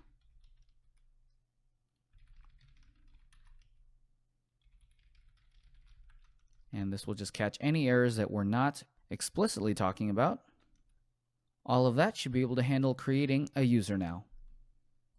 And if all of that passes, this is where we create the user's subscription. Let's make sure all of this validation works and we can display errors. We currently have not shown any errors from the server side. We're only showing Stripe errors, which is the client-side library of Stripe.js. Go back into subscribe.blade.php. We'll go back down to the Stripe errors section. And we'll display our PHP Laravel errors now.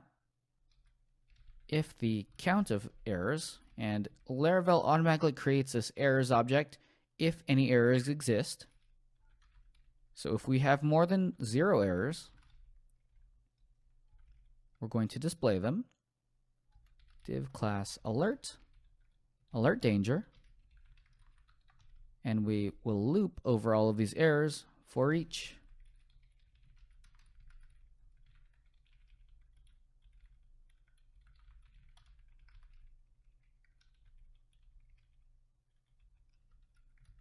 And we'll do a line break as well. Let's test this out to make sure everything is working and we can see our validation errors.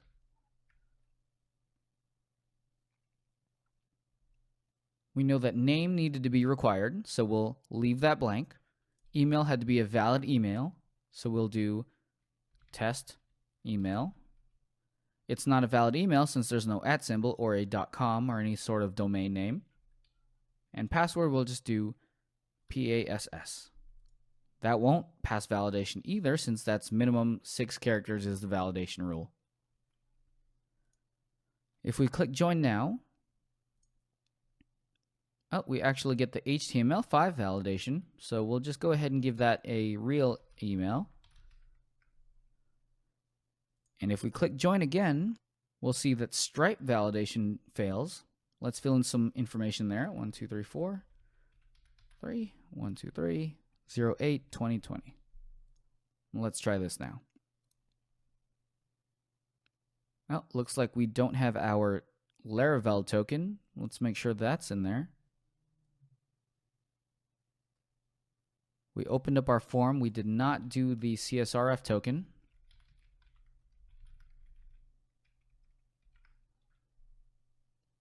Let's try that again.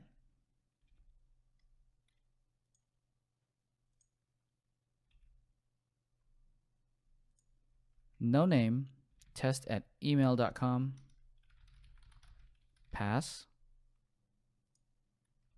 4242.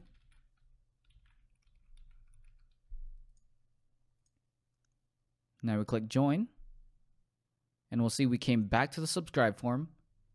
Our errors now show. We have name field is required and the password must be 6 characters.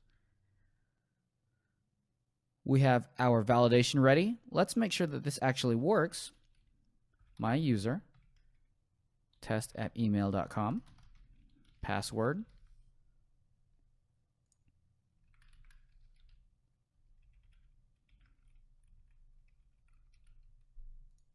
now if we do this, we should be able to see our brand new user and get logged in. Perfect. Everything passed. We also need to handle the subscription creation, but now that we've gotten to this point, we know everything is good. The last check we can do is going into the database. Open up Navicat. Under users, you can see that my user is created, email is tested email, and our password is bcrypted as well. We have the user registration side of things done. Now let's handle the subscription creation.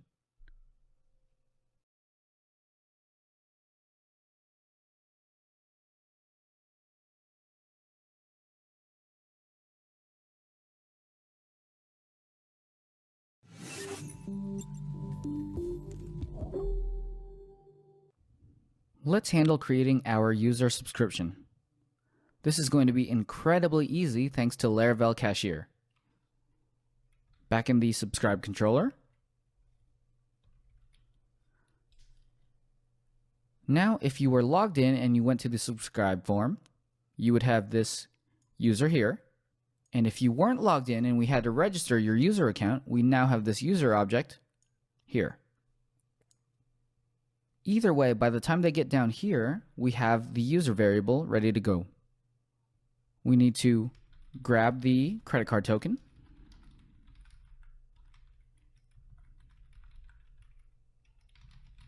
And that came in from the form since Stripe.js created that and we appended it to that form. We need to get the plan, which is those radio buttons that we have. And that will return either silver, bronze, or gold. Now we can create the subscription. Since we added the billable attribute to our user model, we can use the user and do new subscription. We have to give the subscription a name, and the default will be main. The plan will be the plan. Create, we'll pass in the credit card token. And any extra information we want to store in Stripe. In this case, we'll do the email. It's that easy to create a new user subscription. We've already done the heavy lifting. We've created our Stripe account, set up our Stripe keys, set up Cashier. Everything is wired together so that when we do new subscription on the user model, we know to create a new user subscription in our database and attach that new user to a Stripe user. Also, we can start monthly billing. After a user has successfully created a subscription, we can return, redirect, and we'll send them to a welcome page that only users that have just subscribed can finally reach. The last thing we'll do here is make sure we handle any extraneous errors. We'll wrap this with a try-catch block.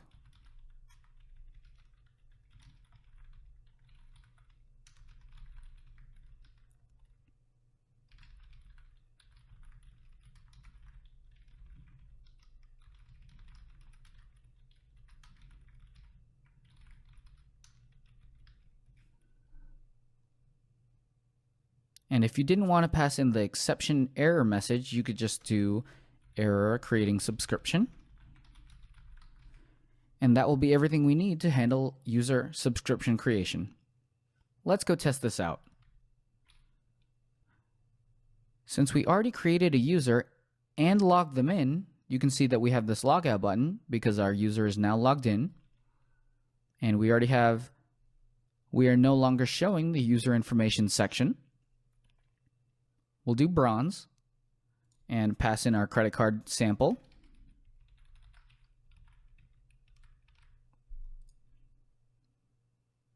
Click join, and this will create our new subscription. And we'll get sent to a welcome page, which we haven't defined yet, but that's good news because everything is working now. Let's go look in a couple places to make sure we can see our user subscription. In Navicat, under the subscriptions table, we can see our brand new user subscription. Stripe plan is under bronze, which corresponds to the bronze plan we created in the Stripe dashboard. Stripe ID is the ID of the subscription, and the user ID points to that specific user. If we go look at the users table, we can see they have their Stripe ID attached, which is their customer ID, the card brand, and the card last 4 digits. In the Stripe dashboard,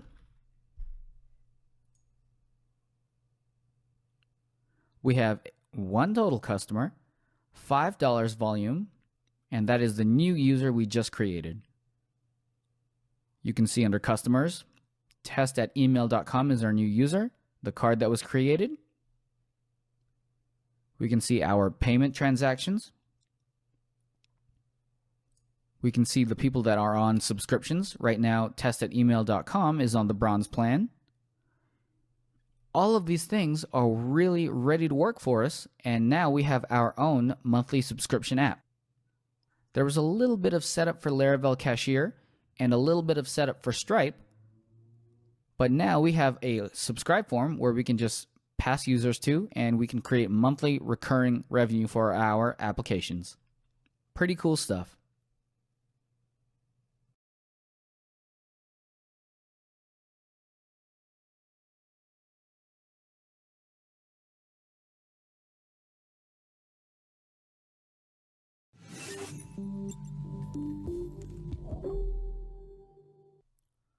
We've successfully been able to charge users, create subscriptions, and now our application is well on its way to gaining users.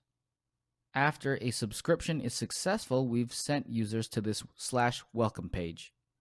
It would make sense to show the user what they're getting for their subscription on this page. We're going to take a couple of the premium posts and show them here so that the user knows that they're getting premium content now. Since this is a new section of our site, we'll start in the routes.php file and define things starting from there.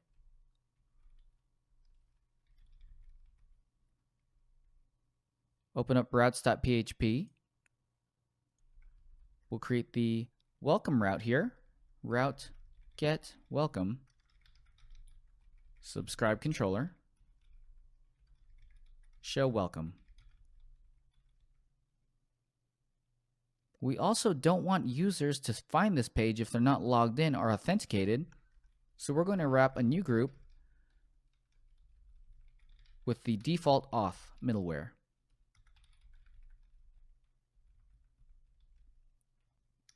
And this auth middleware will also wrap our account routes.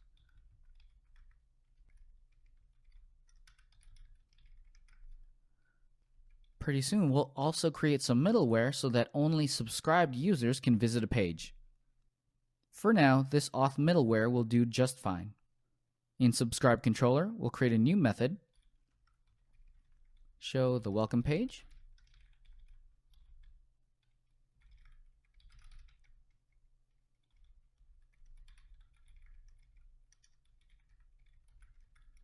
and we're passing in the welcome page here. We need to grab our premium posts,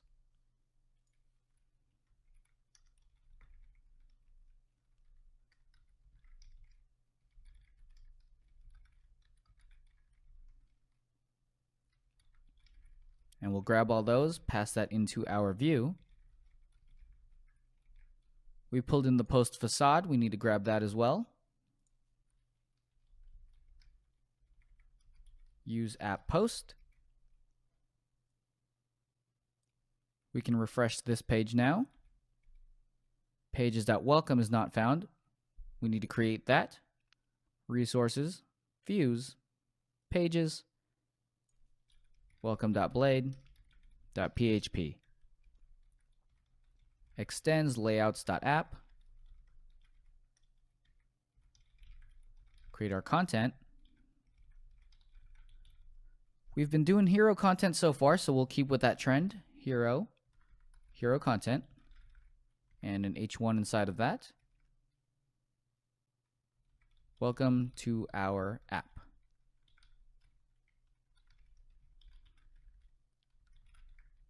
And we'll give them a little message. We'll create a new section, give it a container class, create a section header, H2 inside there, premium posts. Let's do a p tag, text center, get the lead class, which just makes it a little bit bigger font size. You now have access to these premium posts. Then we can loop over the posts that we passed in. We'll copy from home.blade. Copy this entire thing. We did row for each post as post, and then we pulled in the partials post card. We'll do the same thing here. And that should round out our welcome page. Welcome to the app. You're going to love it. And the premium posts, all of these are premium. Now our user has access to all of these posts. Next up, we're going to handle some subscription middleware to make sure that users that are only subscribed can see this welcome page. And then we'll go around our application and start hiding things from logged in users if they are not subscribed. Then we'll move on from there to the account management section.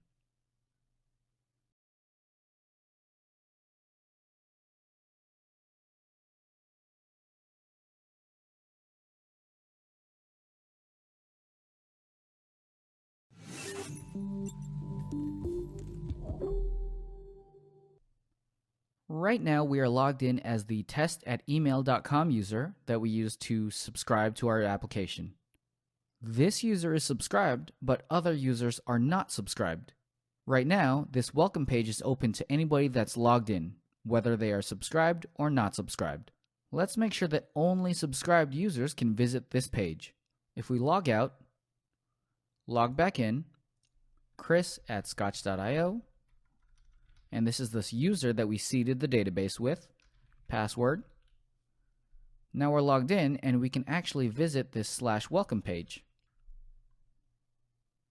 This isn't what we wanted. We want to make sure that anyone visiting the welcome page, if they're not subscribed, we want to kick them out to the subscription form. Just like we stop people from visiting this page if they're not authenticated, we can use middleware to check if they are subscribed. Let's create new middleware, PHP artisan make middleware subscribed. This new file is generated under app http middleware, and you can see the subscribed file here. Let's make sure that a user, if the request has a user and the user is subscribed to the main subscription, return, redirect, subscribe.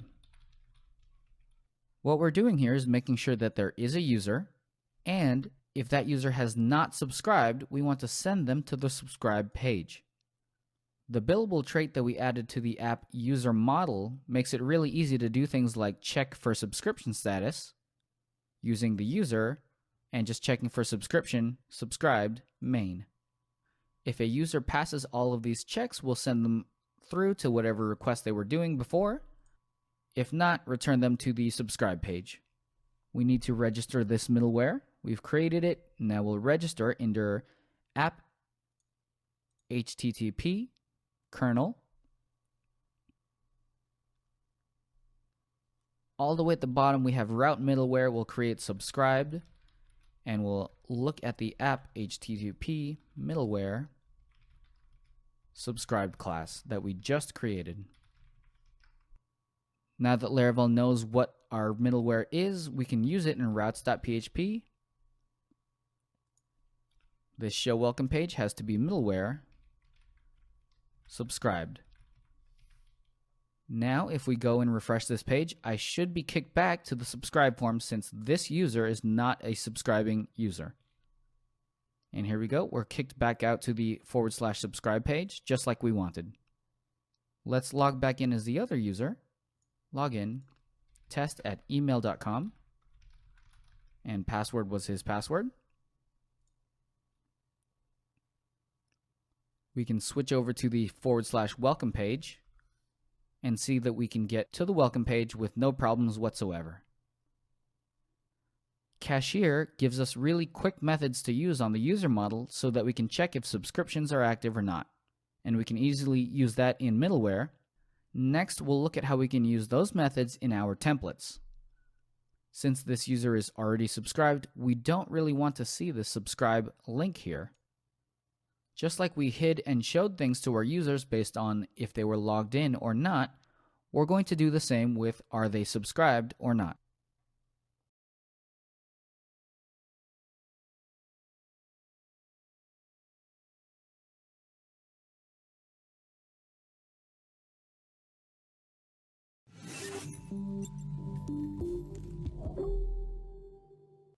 Let's start hiding and showing things based on if a user is subscribed.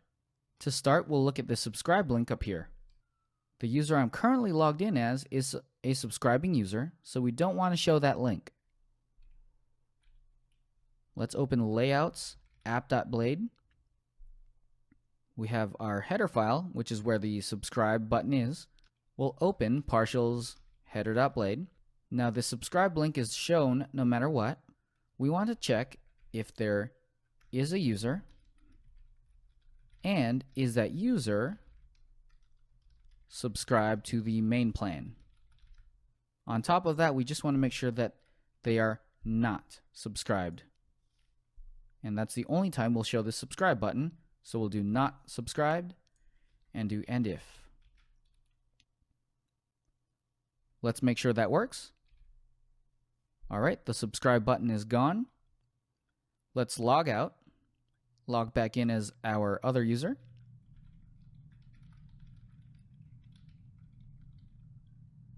The subscribe button still shows. Now let's hide one more thing for this user. If we go over to premium posts, they shouldn't be able to see any of this content. This isn't for that user. We'll use the same method and do the subscribed check, and we'll hide or show the content based on if our user is subscribed. Open up post.blade.php. Now down here is our content, and we have our to-do here. We'll do the same thing if the post is premium and we don't have a user and that user is not logged in. So copy this from the header.blade, put that in post.blade, and we are now checking if the post is premium and the user is not subscribed, then don't show content. Else if, or no, we'll do an else, show the content. And if the post is premium and they're not allowed to see this post, we'll do a little message here, jumbotron.textcenter, subscribe to gain access. We want to make sure that this call to action is visible.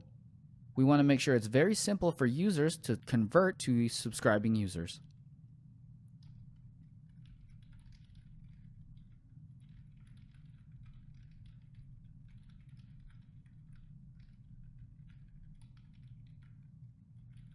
And we'll add our call to action button. Make sure it goes to the subscribe form. Let's add some classes.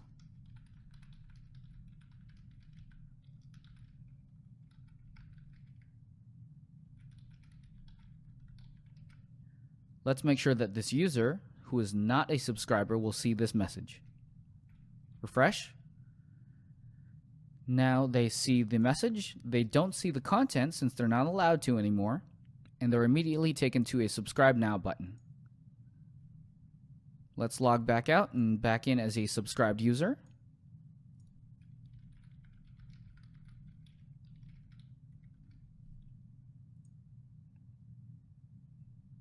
Click on one of our premium posts, and you can see all of the content is there for our premium users.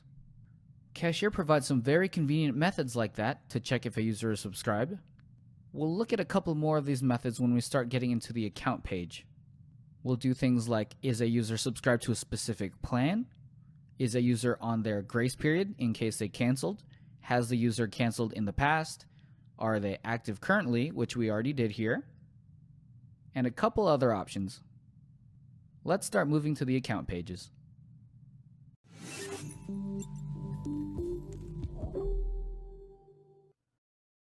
This creates the subscription in Stripe.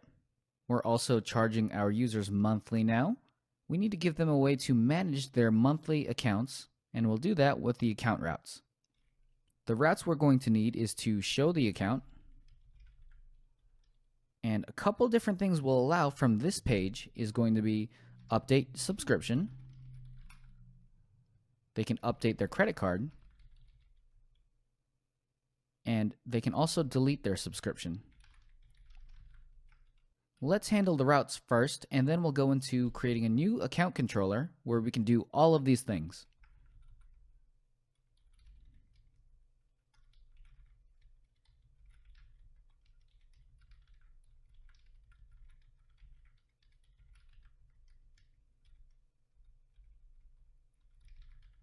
We'll handle a post here,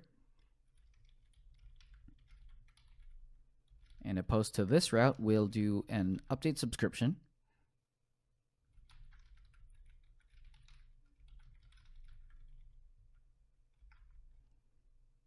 We'll do another post to update the credit card.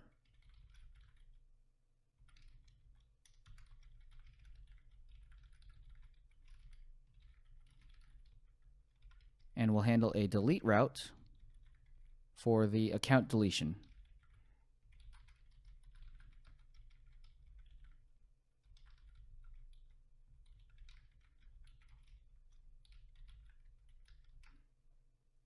We have all the routes defined. Let's create this account controller and start working in there.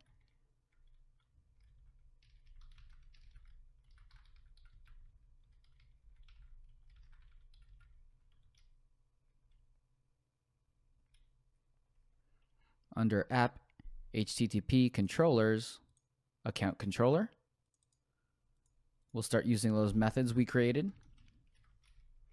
We have to show the account,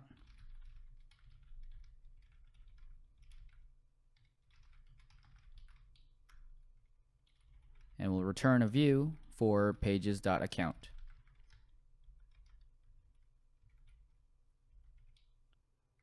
Update the subscription.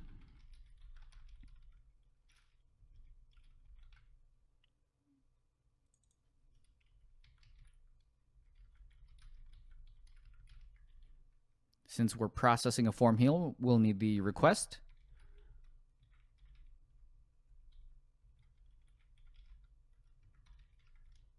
Update the credit card.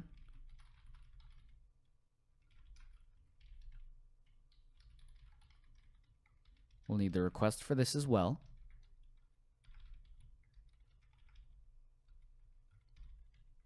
And delete subscription.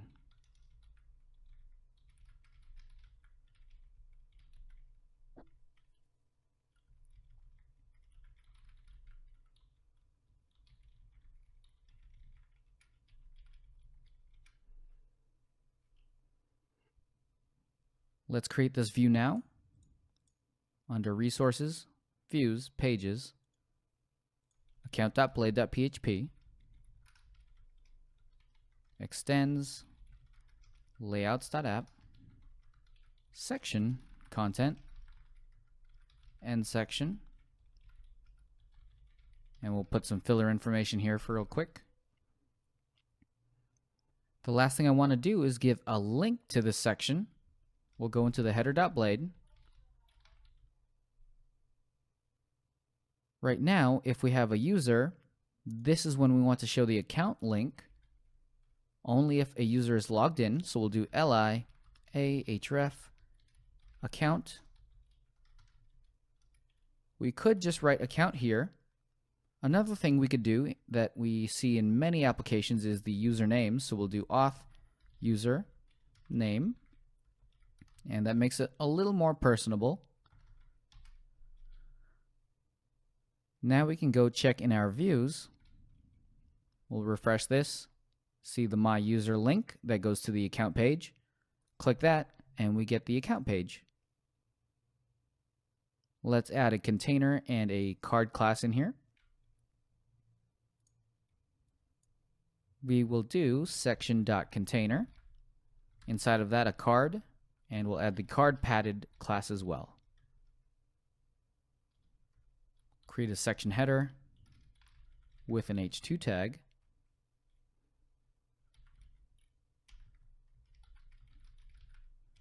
So we'll have a couple different sections in this account page. We'll have the account info, or the subscription info section.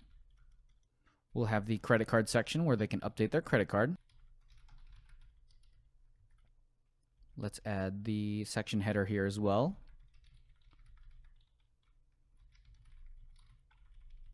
We'll have the billing history section where a user can see their previous billing history.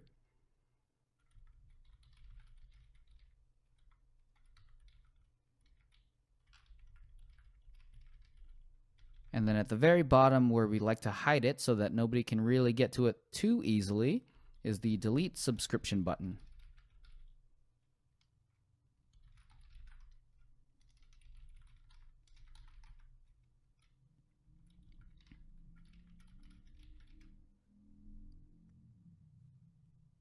Let's take a look now.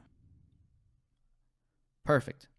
This will be the foundation for the entire account page, and will handle many things in here like the subscription updates, cards, history, and subscription deletions.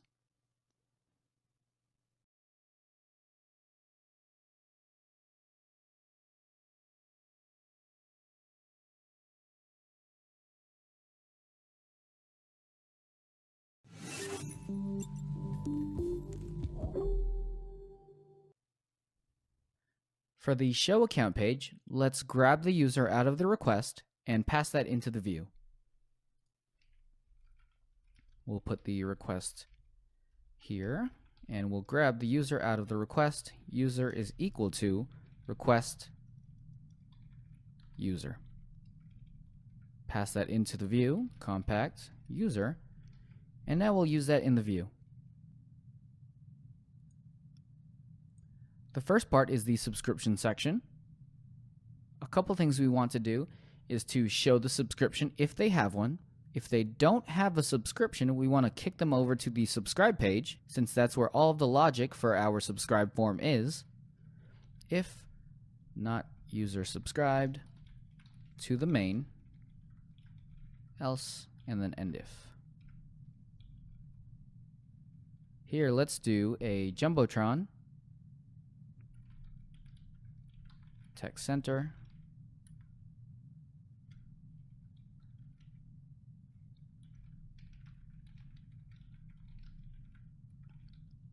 and the A tag going to the subscribe page.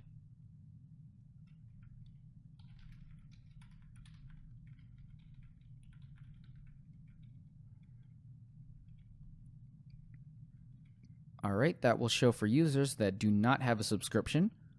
For users that do have a subscription, we'd like to show them what current subscription they have, what plan they're on, and when that plan ends or gets renewed. Let's add a row in here, and we'll split this in half. We'll do column small 6 times 2. Well.textCenter, and this is where we'll show what the current plan is. So we'll do strong current plan.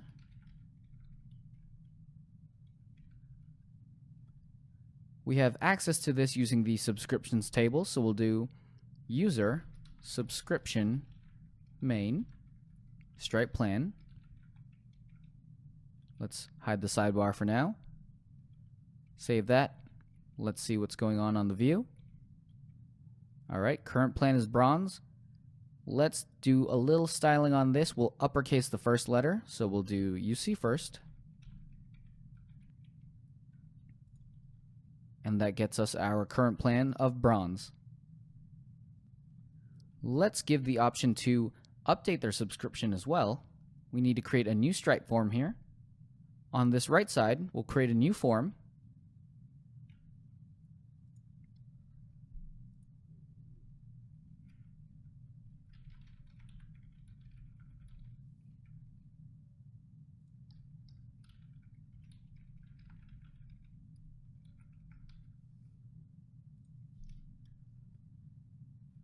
Create an H4 here, we'll do update subscription.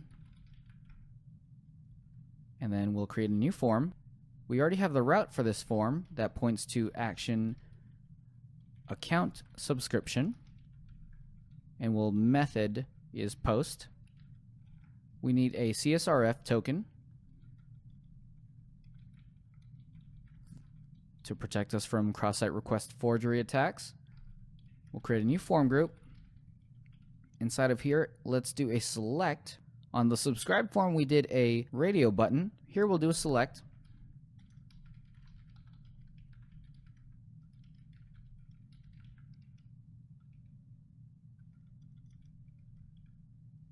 And we'll have 3 options.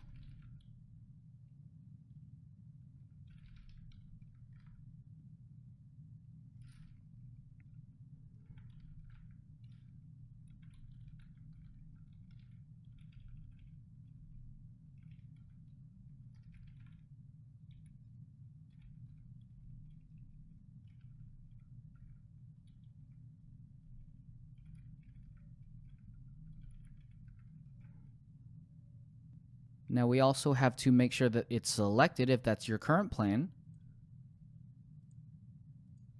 So we'll do some blade templating here. We'll do a ternary operator. If user subscription main stripe plan is equal to, then we'll show selected, else nothing. Now let's give that a little bit of spacing.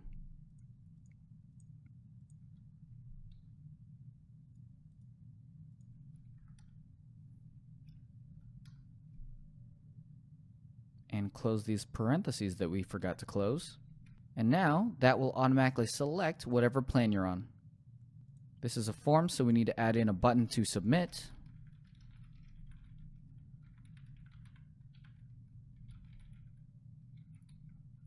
And the button name will be update plan. That gives us the form we need to make sure that we can update a subscription. We can change it to silver or gold and click update. A really helpful thing to do in this dropdown might also be to add the price for each. We'll do that now.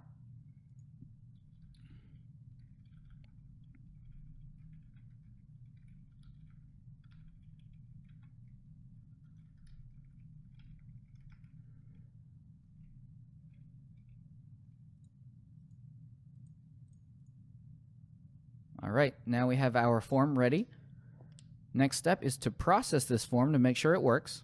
This gets posted to a new method in our account controller. We can create that now.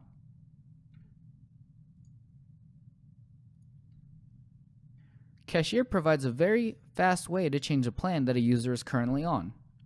We'll do user is equal to request user. Once we have that user, we can get the plan, which is plan is equal to request input plan, which comes from our select dropdown. Change the plan. We'll do user subscription main, and it's very simple to change the plan. We have a swap method here. Swap to the plan. Now we can return them back to the redirected account with a success message, subscription updated.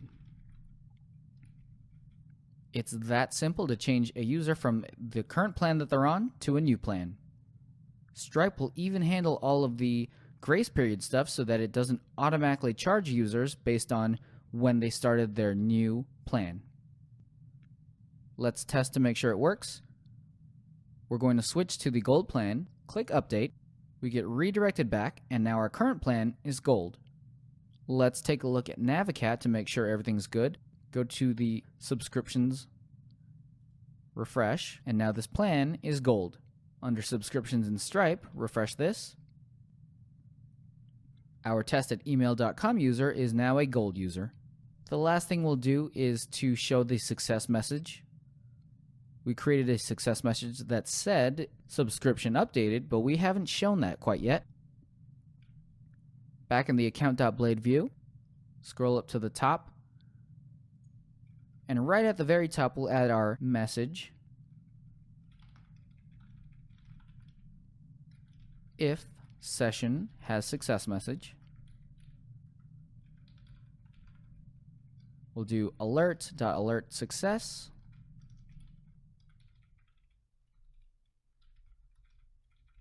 And we'll display that message from the session. Let's try this again. Refresh, change it over to a silver account, update. We're now a silver plan. We see our success message. And in subscriptions, refresh. We're on the silver plan here. In Stripe, we're on the silver plan there. If we go to the dashboard, we'll see that our total volume is $15. This is because the user subscribed to the $5 bronze plan. When they upgraded to the gold plan, they didn't get charged the full $15, they just got charged the difference, which was the $10. Then when we downgraded to the silver plan, there was no charge there, and Stripe does not do the refund, so everything works exactly as we would expect it to. Next, let's handle updating our credit card.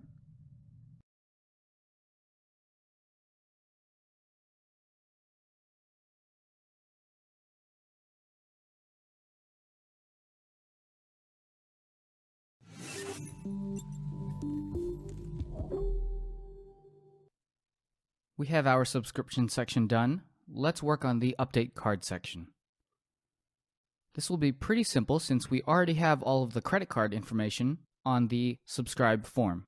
We also already have the JavaScript that will take our credit card information, create a token, and attach that to our form.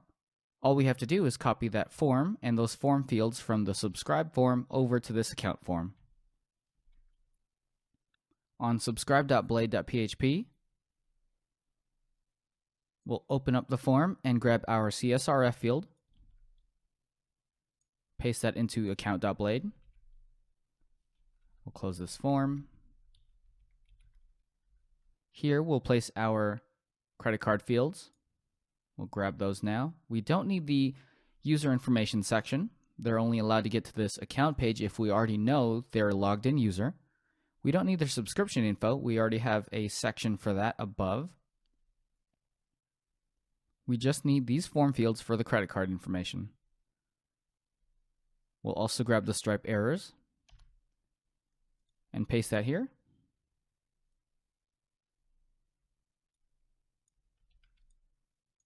We already have the data stripe attributes here. We have subscribe form is our ID, and we already have that subscribe.js file that we created to do all the token creation.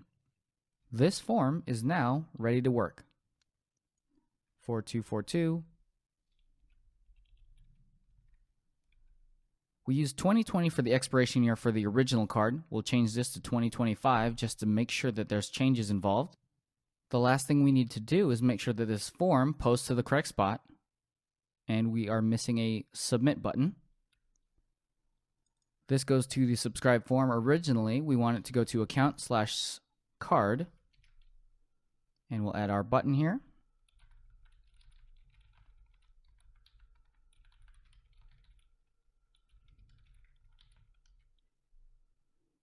That will be everything we need to create this credit card form. We have our update card button. 4242 2025. Now this will post to the account controller update card method, and we need to create that still before we can process this form. We have to do a couple things. We need to get the user.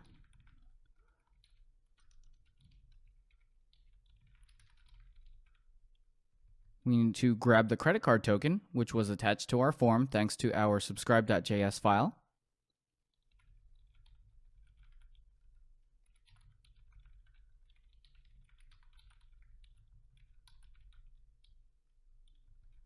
Then Cashier provides a very simple way to update the credit card for our user. We'll use the update card method. This method will update the credit card for our user.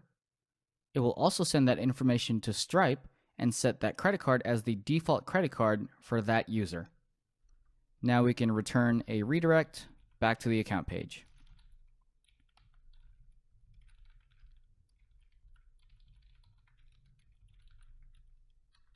We'll do a success message.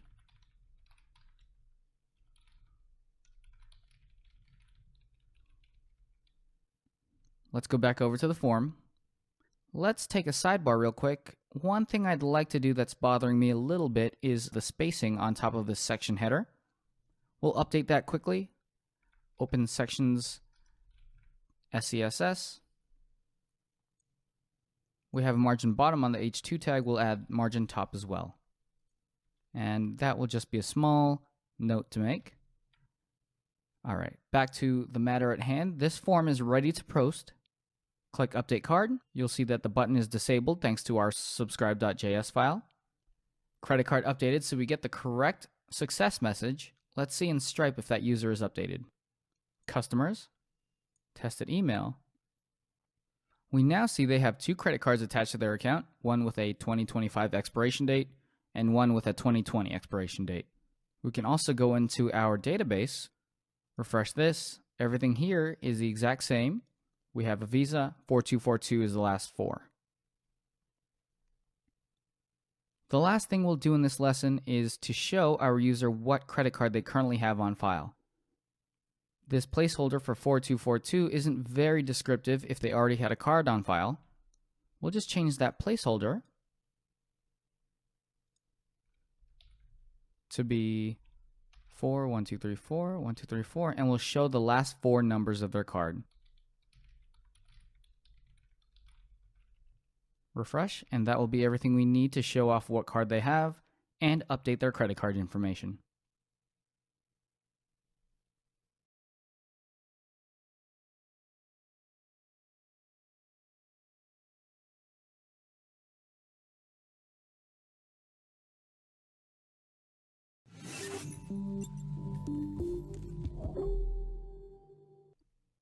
Next up, let's worry about some billing history.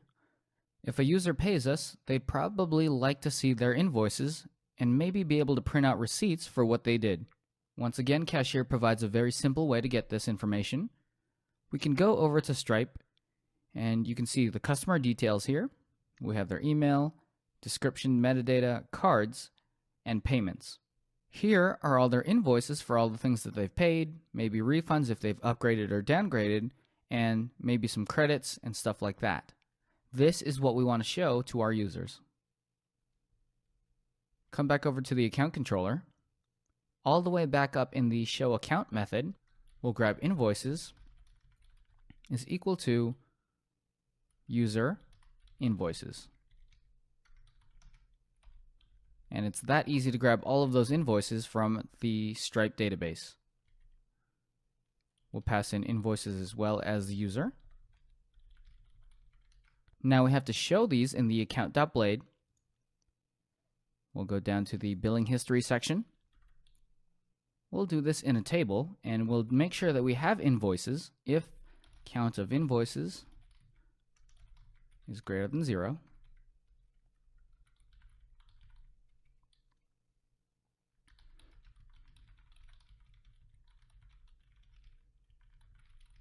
These are all just Bootstrap classes. We're going to loop over the invoices for each invoices as invoice.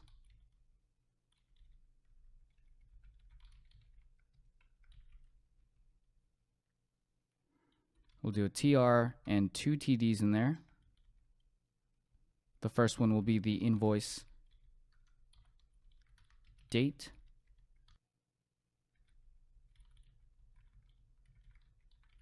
And this is a quick method we can use.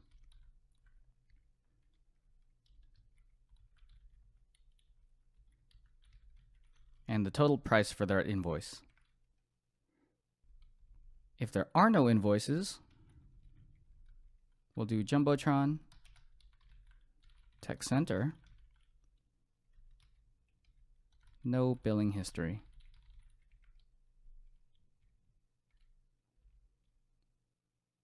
Refresh that, and we're getting an undefined variable for invoices. Let's make sure we pass that in correctly. We have invoices. I've been spelling that wrong this whole time. Try that again. All right, now we have August 10th for $0, $0, $0, and those are the times that we downgraded, $10 and $5.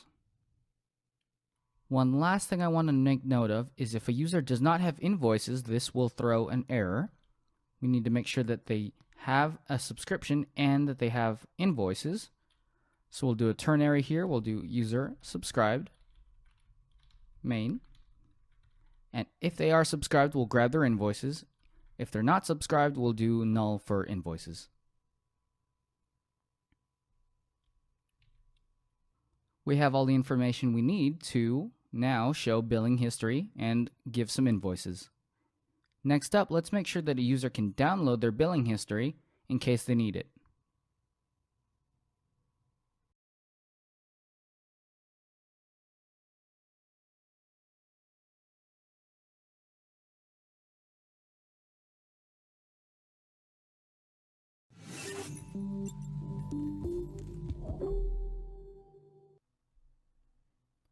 We have provided a way to see billing history. Let's provide a way to download billing history. For each of these invoice items, we'll have a download button where a user can click download and they can get a PDF download of their invoice. Since this is a new feature, we'll do 3 different parts. We'll have the routes, we'll have the method in the account controller, and then we'll work on the view. Let's start in the routes file.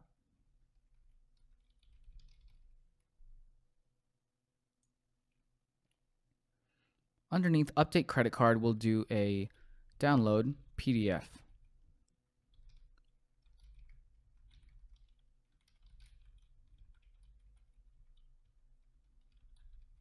We'll pass in an invoice parameter, and that will be the invoice ID.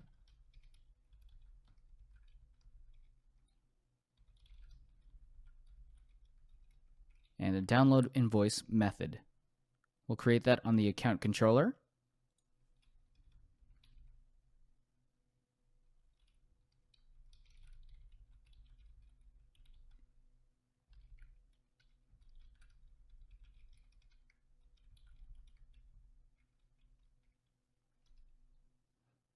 Instead of using request user, we'll use a different option. To grab the user, we'll do auth user. And this is the exact same thing as using request user. Download invoice is a convenient method that Cashier provides us. We'll pass in the invoice ID. And then some information about this invoice. Vendor is your company name, so we'll do Animalgram. And product is monthly subscription.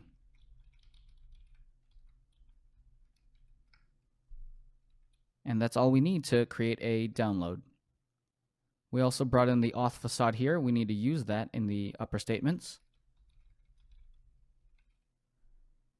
We have our route done. We have our method done. Now we can route the view. We'll create a new TD and an A tag inside of that. Pass in the invoice ID. Give it some classes.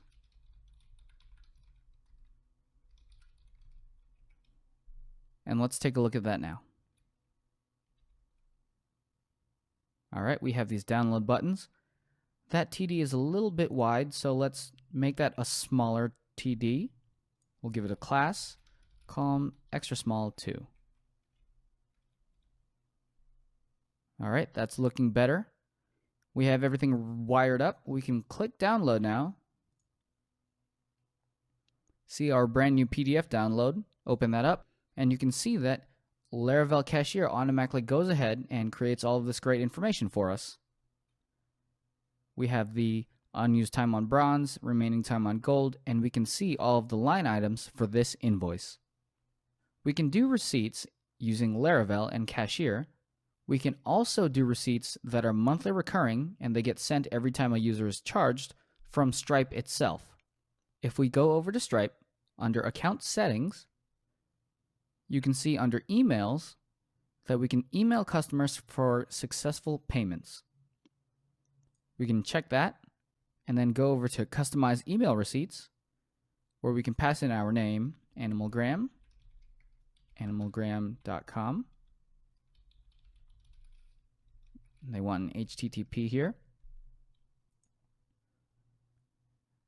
And we can go on and create all of this great information, and we'll see that we can add an icon, and this is what our receipt would look like. So Cashier and Stripe together can provide invoices, downloadable invoices, and monthly receipts. We have the billing history section done. We'll work on deleting a subscription, and then we'll do some changes to our calls to action in case a user already subscribed in the past, or if they have a deleted subscription.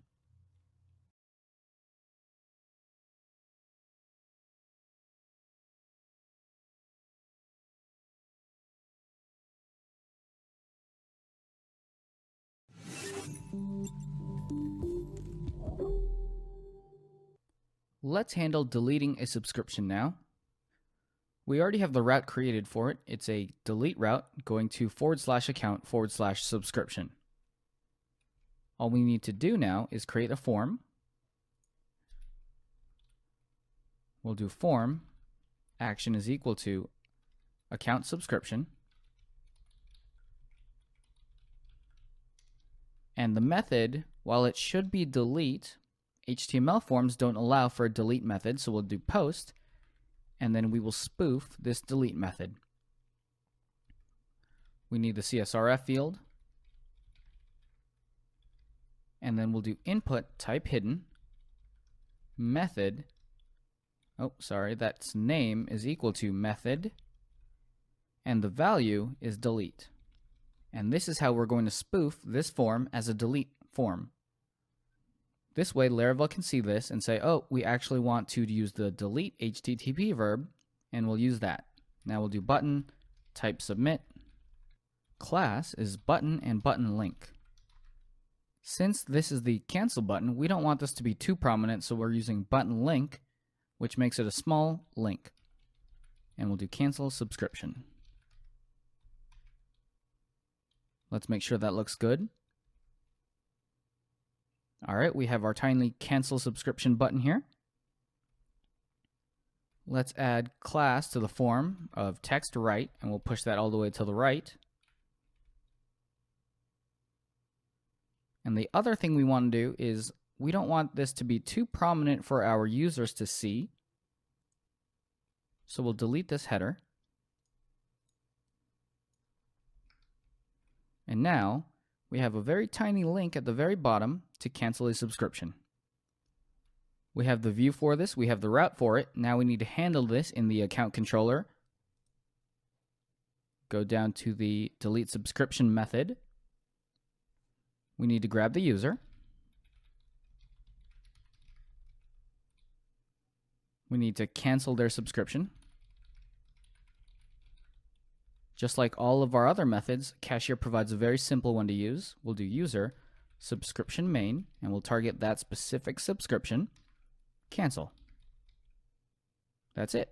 Now we can return or redirect back to the account page with a success message. Subscription canceled. Let's give that a try.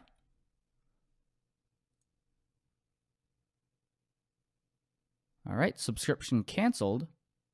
We're showing our current plan is still gold, and that's because we paid for a month, so Cashier is providing us with a month of gold membership. If a user has canceled their subscription, however, we want to show them that, hey, your current plan is only active until this certain date. To do that, we'll add to our view. We can see that Laravel and Cashier automatically keeps that information. We'll refresh our subscriptions table. Now that this user has canceled their subscription, we can see that there's an NZAT field filled in the database. We'll use that to display information to our user now. Let's go back to account.blade, all the way at the top. Right underneath subscription, we need to check if user is on their grace period. And that's the period where they have canceled, but they still have a current membership. If the user subscription main on grace period, and Cashier provides a very simple way to make this very readable. We'll do alert.alertDanger.textCenter. You have canceled your account. You have access to Animalgram until, and then we'll tell them when their subscription fully expires. User subscription main.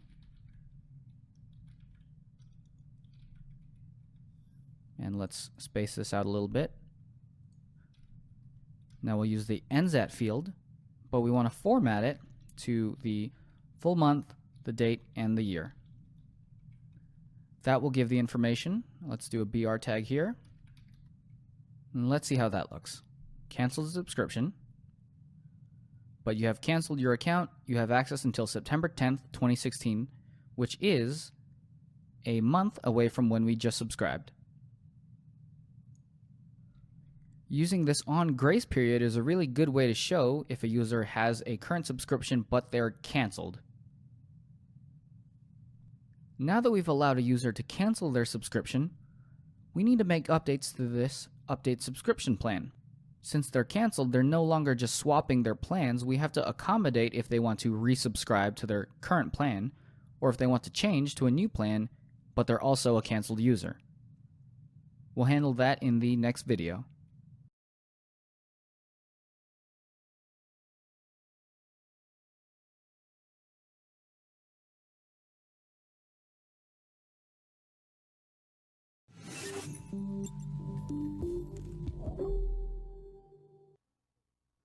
Now that we have the ability to cancel subscriptions, we want to give the ability to resubscribe and resume a current subscription that a user is on.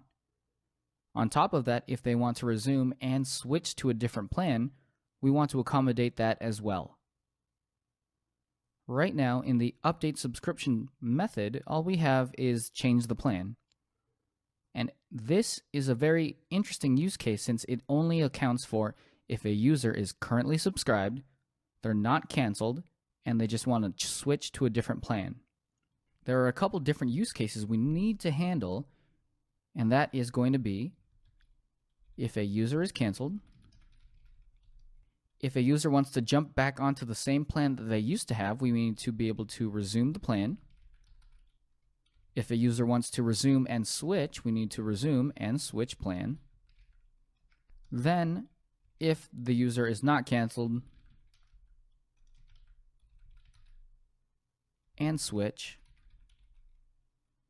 then we'll handle that case, which is this.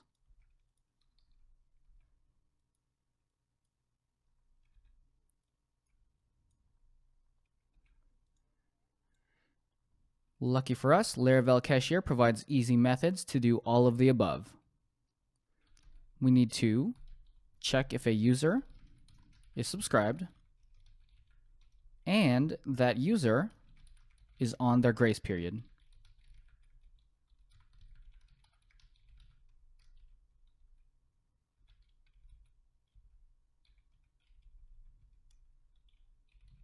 And we'll put the else down here.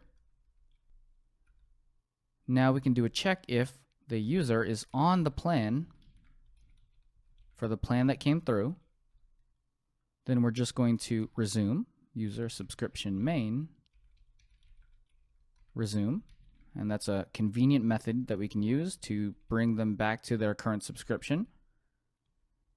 Else.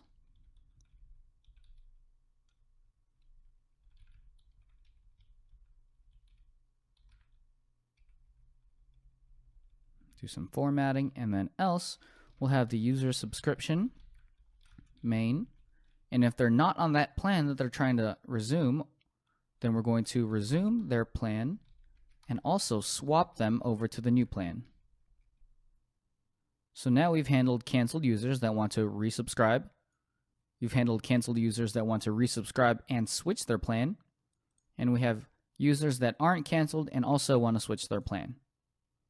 So we've dealt with all three use case scenarios. This on-plan method is a really easy way to check if a user is on a current plan, which is bronze, silver, or gold. And that reminds me we should be able to use that in the account.blade section, where this is a little bit of a longer way to write it, but we'll just use on-plan here. And that makes our HTML a little bit simpler and easier to read. Let's give this a test. Refresh. Looks like we're missing a closing parentheses. Oh, and on this gold one, we have the question mark for the ternary in the wrong place.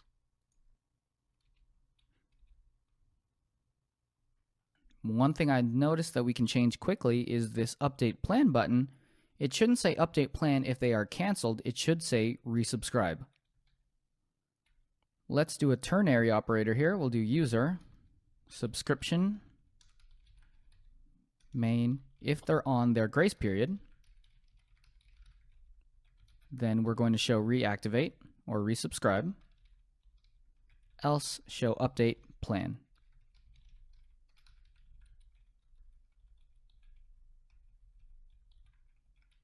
Let's try that out.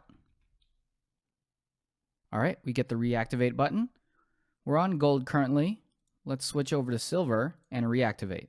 This should resume our subscription and switch us over to the silver plan.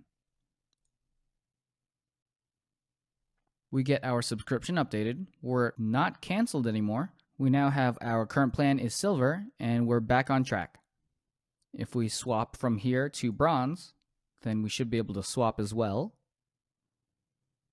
And we're back on the bronze plan, and you can see all of our invoices start to pile up, and these are all zeros since we've already paid and we're just downgrading our account.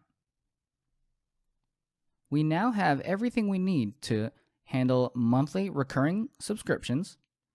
We have the ability to cancel and update subscriptions, show billing information, update credit card information, and now this is all of the foundation that we need to build out our very own SaaS-style applications.